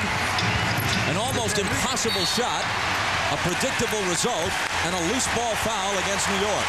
That's twice now we've seen Childs go to the basket and pump fake to get a guy in the air and almost try to draw the foul rather than try to make the shot. And Bob, you look at the shooting. Allan Houston, the only guy here really shooting any kind of percentage at all. I mean, Johnson and Childs are combined 2 for 14. Here's Mario Ellie. Childs all over Kerr. Duncan into the corner for Jackson. Jumping out to get a hand on it was Camby. And it's taken by Larry Johnson. Boy, Jaren Jackson is a marked man tonight. They are not giving him one clean look at the basket. Houston with a tough fadeaway. Allan Houston, take your time. You realize you got a mismatch. You go over the top of Steve Kerr, and we got a 5-point game, Bob, we talked about in the open. Can the Knicks hang around? Can they do it with their defense? And can they steal it late? They're right there with under 10 and a half minutes to go. 19 now for Allan Houston. Duncan trying to follow his own shot, and a whistle. Duncan will come to the free throw line. Allan Houston, just take your time, get to where you want to get on the floor, hit your rhythm, elevate, and shoot the jump shot. A sweet shooting jumper by Allan Houston that brought his team back to 5. And we talked about no offensive rebounds for San Antonio at halftime. Well, I know Tim Duncan has 4 already in this second half, which has been critical. He's given his team a chance to get some baskets to try to fight off New York. The foul, meanwhile, was on Kurt Thomas, and that was his 4th.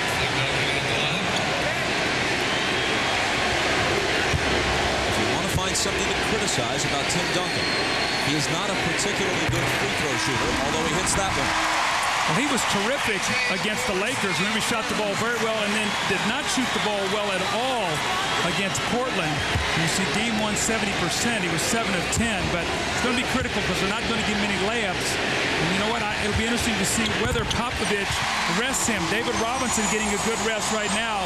Duncan Young, can he play the whole fourth quarter? Is he going to need a blow? In the regular season, he was under 70% from the line, but he made them both here.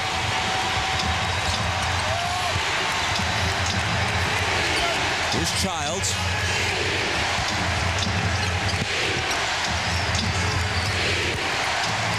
Kurt Thomas. They need more of that. Their big guys able to step out and hit the jumper. That's that little medium-range jump shot that you just have to make when you play San Antonio. That's the one they say we're going to give you. You're going to have to make it to beat us. That was Kurt Thomas's first bucket. He scored 13 points in game 1. Avery Johnson finds Mario Elie. His set shot from the head of the key is good. That dribble penetration just enough for Mario Elie's man to help out. Gets his feet together, that little shoulder set shot. Childs lost it. Taken by Malik Rose. Here comes Mario Elie steaming to the hoop. And there's a foul whistled by Joey Crawford. Larry Johnson raises his hand in disgust. When you're playing from behind, you've got to play good basketball, solid basketball. The help there from Larry Johnson. Mario Elie steps in. The next possession down, a turnover. Elie drives it hard to the basket, gets the foul, trying to push this lead back up to 9. And it's the third foul on Larry Johnson. The NBA on NBC is brought to you by Original Coors. There's only 1 mile-high taste. Coors, the original. By the new full-size Toyota Tundra. Have we gone too far, or have others not gone far enough? And by Pepsi, the joy of cola.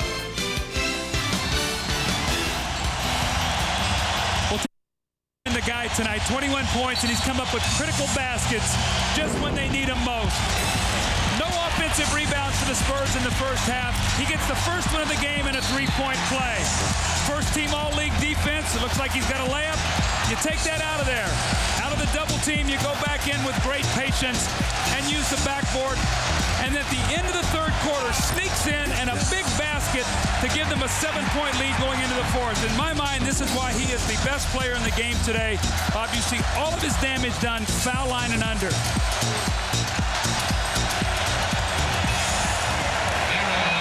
If you're looking for a reason why, comparatively, the Spurs have struggled in the second game of all 4 playoff series, Jaren Jackson has been held scoreless tonight in Game 2. In 4 Game 2s in the playoffs, he has 1 total point. In Games 1, 3, and 4, and the Spurs haven't had a series go any longer than 4 games, he's averaging easily into double figures. Well,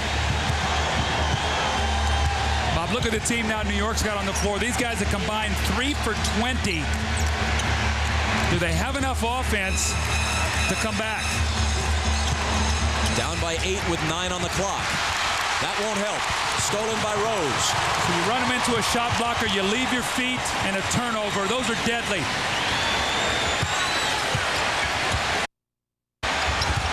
Duncan gets it back from Jackson. Now it's Avery Johnson. Short with the 20-footer.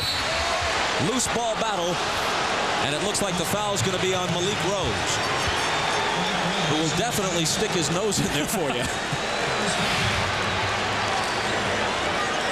Tonight, when the game is over, it's your late local news, and then the Tonight Show with Jay Leno, Robert Wagner on the program, and Mike Myers is on Conan O'Brien tonight.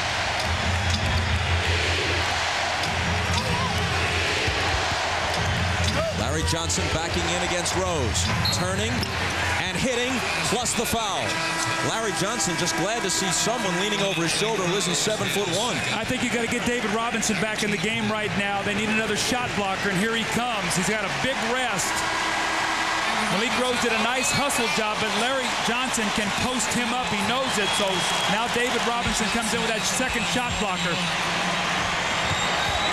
Sprewell for Houston. Allan Houston, if I'm the coach, I'm saying, Allan, you got maybe 30 seconds to a minute at the most, and then I got to get you back in the game.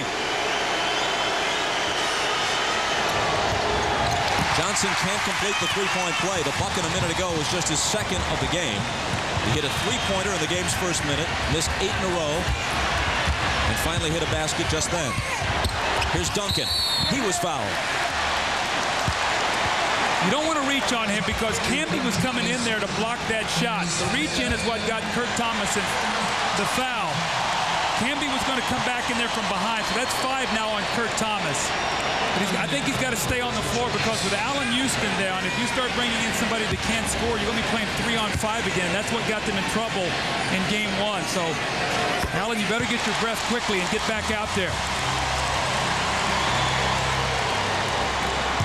Game 1, we showed you that contingent that chartered in from the Virgin Islands, some 160 supporters of Tim Duncan. They told us his nickname on the island is Fish and Fungi. Fish and fungi being a popular dish there. Fungi, kind of a cornmeal confection.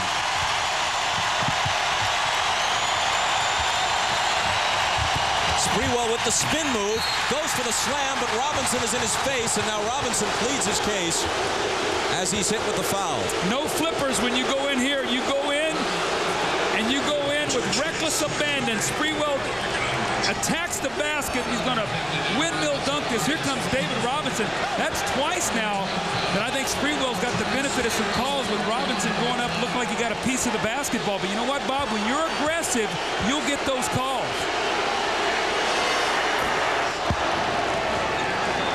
Bob, you give me the verdict here. What do you think here? Does it look like Robinson gets this one?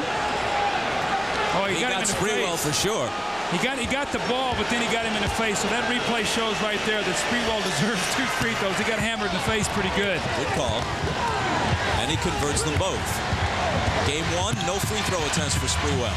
Tonight, Spree is 8 for 8. Johnson finds Ellie unattended, but he still can't hit it. Duncan out to Jackson, though. Guess who with the offensive board, and guess what it leads to? Guess who passes the ball? One of the Twin Towers to the other. A terrific look by Duncan, and the dunk for Robinson. And see, Robinson needed that rest, Bob. He was really getting tired out there. That was a fresh play there. You could see he had some bounce. Sprewell. Johnson, straight on 3. Badly overshot. That wasn't close. Is that Larry Johnson 1 of 10 now? I guess he made a field goal, so 2 of 11 for Larry Johnson now. Avery Johnson to Robinson. He drains it. Fresh legs. You get a chance to rest David Robinson. He's come back strong.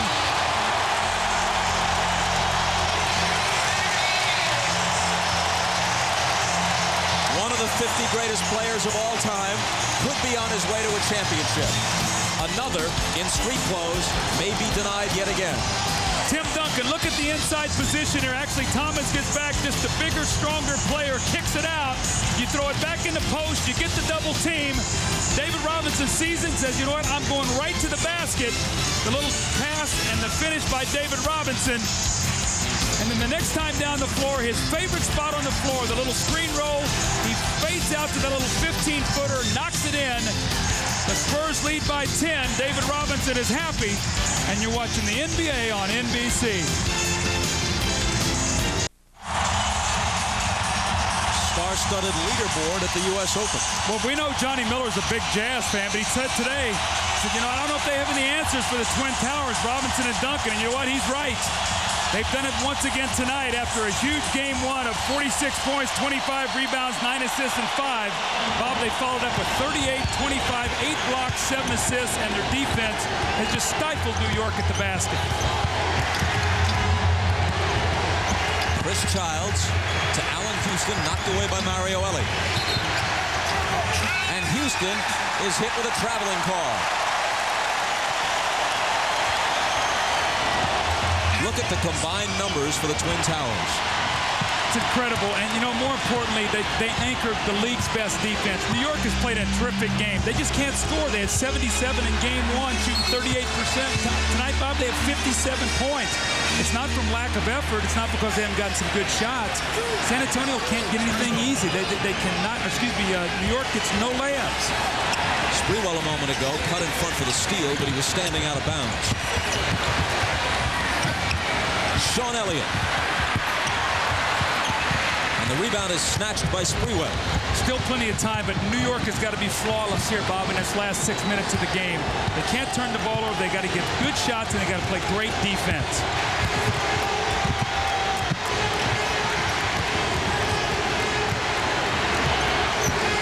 Johnson spinning on Elliott. Coming over is Robinson. Ball out of bounds, touched last by the Spurs, 3 on the 24. See, Larry Johnson just doesn't trust that outside shot. He thinks he's getting closer to the basket, but all he's doing is getting himself in trouble down there. Exactly 6 minutes on the clock. Got to shoot it quick. 24-second violation. One pass too many. Camby should have gone right up with it. Absolutely. And what happens now, you're Jeff Van Gundy, you take a timeout at 67-57. You get Allan Houston back into the game. You come back with 2 turnovers. Really a shot clock violation and Allan Houston walk. That will not get it done.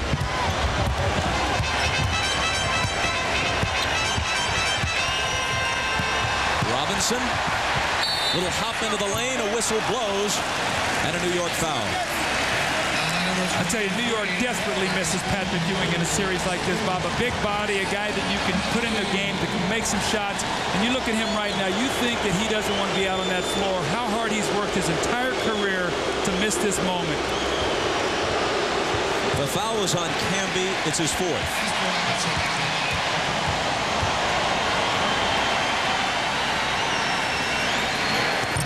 In most of the country, after the game, late local news, then the Tonight Show. But if you want more basketball, turn over to CNBC on cable. Complete post-game report, including the repartee of Snapper Jones and Bill Walton.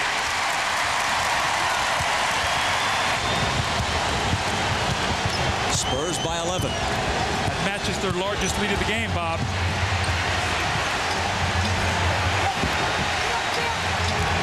Houston. Off with the 3, but Camby's on the offensive glass. Houston driving. Trying to find Camby and a pack of white shirts. Ball knocked away. The officials confer, and Crawford overrules Crawford. Joey says, no, Danny. Let's stay right here. You know how much confidence you have if you're a perimeter defender for San Antonio, and you know you can get up and play a guy tough, and if he beats you, he's running into Duncan or Robinson inside. That's just what happened on that play with Allan Houston.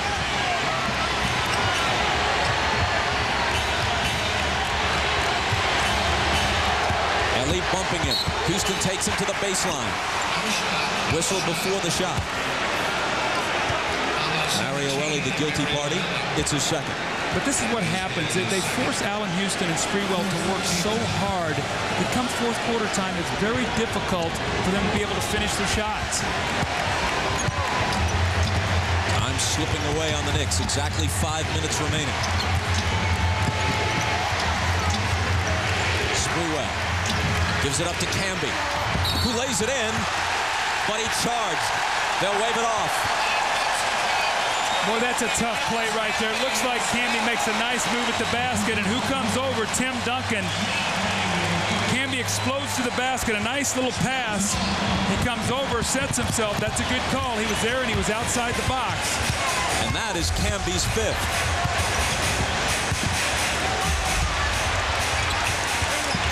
Sean Elliott around the perimeter to Mario Ellie, whose shooting has been ice cold. Avery Johnson, 2 seconds to shoot. Slapped back in his face by Camby. Sprewell takes off to the other end. Sprewell tried to leave it behind him for a trailer. Johnson is there to pick it up.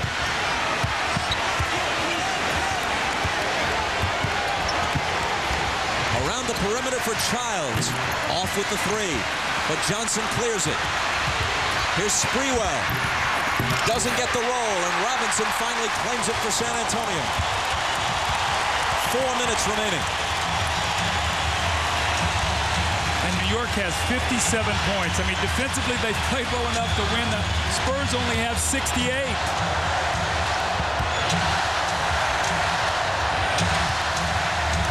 Duncan with 4 on the shot clock. From a bit outside his range, he misses. Well, this year, the average NBA team scored 91 points a game, the lowest since the advent of the shot clock in 1955. And this game will come up short of that for both teams. Not all of it is good defense. Somebody's got to make a jumper.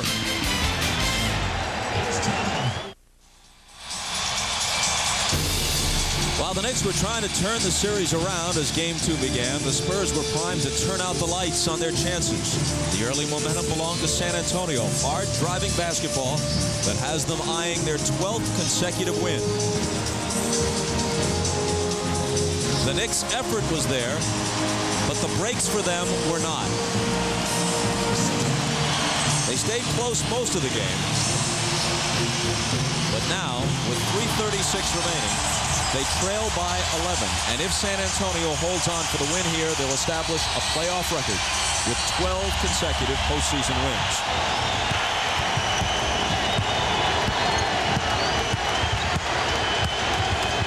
Chris Childs to Larry Johnson. Now he has it back. 4 seconds on the shot clock. 2 seconds to shoot. Larry lets it go. And it bounces to Mario Elliott.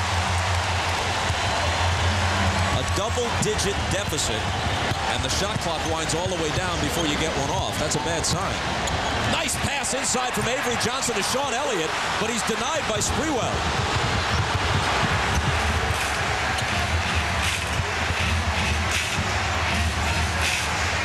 Knicks need to score every time they touch it, and quickly.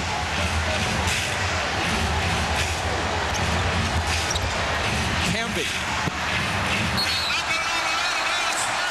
Not what he had in mind. When you look back at the 8 assists that New York has tonight, there's a couple of reasons why. First of all, San Antonio makes you play a lot of one-on-one basketball and make shots. New York has not been able to do that. But more importantly, it's going to be a deflection, so New York will keep it. But more importantly, New York doesn't have that point guard, so when things happen like this, they can break down the defense and create a shot for Houston, create a shot for Sprewell. Those guys have to do all the creating, and it just wears them out. 3 seconds to get a shot off. And look where it goes into. They're going to have a 24-second violation. Well, the last 2 times they've come out of a timeout and they've had 2 shot clock violations. And you can say, well, what are the Knicks trying to do? They're trying to get to the basket, and the Spurs won't cooperate. They're contesting every shot.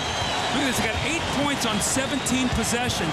And, Bob, I think they really, that last 2 possessions of that third quarter, we're going to look back on when it was a 3-point game. They scored 4 points to push it to 7. That was a tough stretch for them. With only about 3 seconds to go in the third quarter, Sean Elliott with a very difficult baseline drive. He's fouled, but he misses the free throw, and Duncan grabs the rebound and sticks it right back in for a 4-point trip. And it goes from 3 to 7, and they haven't recovered. It's very much similar to Game 1 when they got outscored 14-2 to end the half. Sean Elliott, complimentary player now with these Spurs, but only 3 years ago, a 20-point scorer. Once again, your late local news, Tonight Show, Late Night with Conan O'Brien, on NBC, on CNBC. More basketball, complete post-game report immediately after the final buzzer.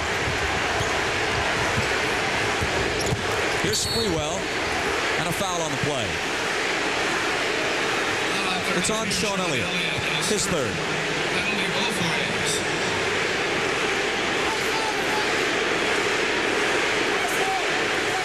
The San Antonio Spurs have closed out all 3 playoff series leading up to this one on the road. So in a sense, their fans have never gotten a chance to really let loose and celebrate, although 40,000 are making plenty of noise here. 40,000 is tremendous for a finals game, but this is not a basketball arena. It was built for football. And the owners of the Spurs believe they need a basketball-only arena with the type of amenities that are revenue-producing for the team to be successful in the long run. There is even talk of the possibility of their leaving town, as slim as that possibility might be. Now a referendum is almost certain to go on the ballot here in the near future that would commit at least some public funds to the building of a new basketball-only arena for the Spurs. And if past history is an indication, when a team does especially well right on the brink of one of those votes, like the Mariners did in Seattle, like the Padres did in San Diego, it pushes it over the top. If the Spurs come back home from New York with a championship, or even if they win it here, obviously, one way or the other, that's going to help them get a new building. Well, also, too, Bob, Tim Duncan is waiting to see what he's going to do contractually to see if they're going to get that arena, the building that they want. They can ill afford to lose this guy, and this is a great NBA city. Let's hope that they can keep the Spurs here, because through the years that I've been here, these fans have been terrific. They love basketball here. It was a great ABA city, and it's been a great NBA city for more than 2 decades. Elliott can't get it done at the line, but they still lead by 10, and the fans are chanting, "Sweep, sweep." Houston kicked it away into the hands of Greg Popovich, the Spurs coach. Remember in our open we said, can the Knicks keep it close? Can they then come through in the fourth quarter? 7 turnovers in the fourth quarter, a lot of that fatigue. And Allan Houston and Sprewell 1 for 12 in game 1 in the fourth quarter. Tonight, they have not been able to score either. Duncan with 6 on the 24, but they're in no hurry. Duncan with 2 seconds to shoot. Avery Johnson did not beat the shot clock. A minute 41 remaining. The Knicks will go back to New York, barring a miracle here, down 0-2. And Bob, there's nothing wrong with their game plan defensively. Look at the score. They got 69 points. Can they find a way to manufacture points? Remember, Portland was held 20 points below their regular season average when they played San Antonio in the conference finals. They averaged 77 points a game. The Knicks are shooting 30% in the game on 23 of 76. Sprewell improves that a bit. They're down 8. Mario Ellie, good free throw shooter if they're thinking about fouling him. Avery Johnson to Duncan, and that may spell good night. Bob, how frightening it is. This guy has played 1 year and 50 games in the NBA, and he's already the best player in the league. How frightening, and the future for this young guy as he rolls into a Game 2 victory. Avery Johnson said, I'm just going to throw it. If I keep it in the building, Tim Duncan will find it, and he does. And I think that does it. I think that closes the Knicks out. But Tim Duncan, the relentless runner, we've seen it all through the playoffs. He plays minute 1 through 48. And David Robinson, the leader, the guy who's been there for him, loves it.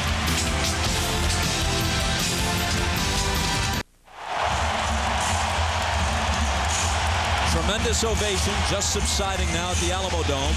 In the minds of many of these fans, they're giving their champions-to-be a send-off. That's just from their perspective. They don't think they're coming back here for a Game 6.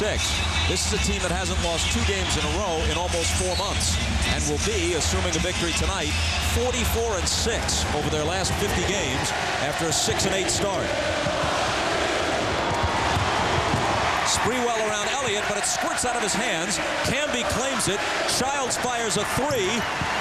It rims out, and the ball goes out of bounds to San Antonio. Well, that could have given them a glimmer of hope, would have brought them to within 7 with over a minute left. Well, Childs is 1 for 7 tonight. He was 1 for 8 in game 1, so he's 2 for 15 in the series. So as well as he played earlier, he has not been able to do that in this round here in the first 2 games. Camby fouls out. And we're looking at the lowest scoring finals game in NBA history. Fort Wayne beat Syracuse in the first year of the shot clock in 1955, 74-71. The combined points here will be lower than that. Marcus Camby fouls out with 6 points and 11 rebounds, gave them good energy, did some good things for them, but you could just see not able to manufacture any points. You know, you're talking about a guy who the last 2 games against Indiana averaged over 18 points a night. So they have just taken away all the scoring and made Houston and Sprewell work hard for every basket as we see Robinson lead, and they've just worn them down. about David Robinson. 16 points on 8 shots. That's pretty good production. That means 2 points every time he puts the ball up.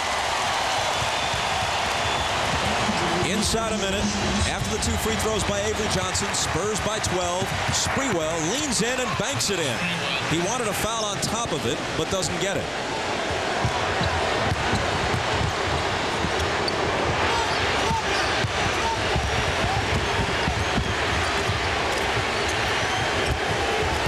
Mariolelli bumped and fouled. 42 seconds. David Robinson, 16 points on 5 of 8, as you said, Doug. 11 rebounds, plus 5 blocked shots. And his former Dream Team teammate, 92 Olympics, Patrick Ewing, looking on helplessly from the bench. He did so much to get this team here, and did a lot of it through clenched teeth. And he's smiling. They show his image on the board, and some fans showing class cheer. Others boo. How do you boo a guy who's had a career like his? Well, you can't. I mean, Patrick is the ultimate guy who you would love to see out there playing right now. And as he strokes that chin, you can only imagine what's going through his mind right now. Just to be out there and be a part of this to try to help his team. The most frustrating thing, Bob, I went through that in 1980 with the 76ers. I injured my knee, could not play in the finals, and saw Magic Johnson and the Lakers beat the 76ers. What a frustrating feeling it is to sit there and watch and not be able to help. Sprewell to the left hand, tough hoop. Sprewell now with 26 points. And he's the game's high man. Duncan has 25 for the Spurs. Here's Mariolelli, clobbered by Chris Childs.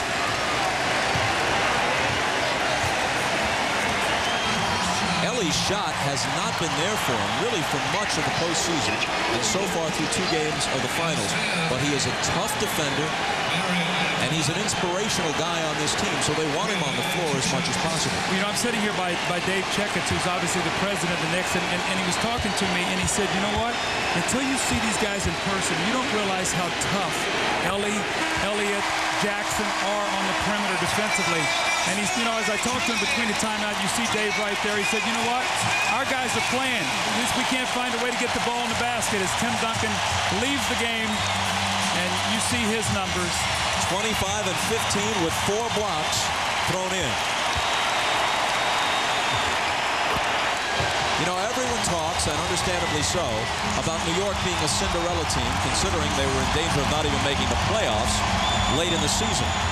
But with the exception of 3 guys, Elliott, Duncan, and Robinson, who were first-round draft picks, this Spurs team is a team of vagabonds. Here's Antonio Daniels out to Jaren Jackson, who's one of them. Jaren Jackson finally hits a 3, which is some satisfaction for him. But Jackson's a guy who's been with 8 teams. Mariolelli played with a bunch of CBA teams, played in 4 different countries. Avery Johnson was cut twice by the Spurs. So if these guys are closing in on a championship, it's been after a long, hard road for most of them. They take a 2-game lead to New York, winning game 2, 80-67. The Admiral is with Ahmad Rashad. All right, thanks, Bob. I'm here with David Robinson. David, sort of a strange game in the beginning, but you guys showed so much poise and concentration coming back in the second half. Yeah, you know, it was ugly. When you got 2 defensive teams like that, you might end up shooting 20 and 30%, but the defense really kept us in there tonight, man. It was ugly. We couldn't get in the basket, but we made some great plays defensively. And you yourself have made some great plays. You seem to do whatever is needed on this team for them to win. I've really had to adjust to that all year, and the guys know that they get a big spark off of me when I can get a steal or a block, and so I really take a lot of pride in doing that for this guy. All right, congratulations, David. We will see you next time. All right. All right, back to you, Bob. Ahmad, a final bit of bookkeeping. The last basket by the Knicks kept this from being the lowest scoring game in finals history, but barely. The Spurs winning it by 13. Tomorrow at 12:30 Eastern, it's 3rd-round coverage of the 99th U.S. Open Championship from Pinehurst, North Carolina. This is the rest of our finals schedule, beginning with Game 3 from Madison Square Garden Monday at 9 o'clock Eastern Time. The golf coverage comes up over the weekend. the U.S. Open on NBC. Now tonight, after your late local news, it's The Tonight Show with Jay Leno, and Jay's guests include Robert Wagner. Then Late Night with Conan O'Brien with Mike Myers. For those of you who'd like to continue with NBA coverage, a post-game report is immediately available on CNBC. For Doug Collins, Ahmad Rashad, and Jim Gray, I'm Bob Costas. See you Monday night from New York. This has been the NBA on NBC.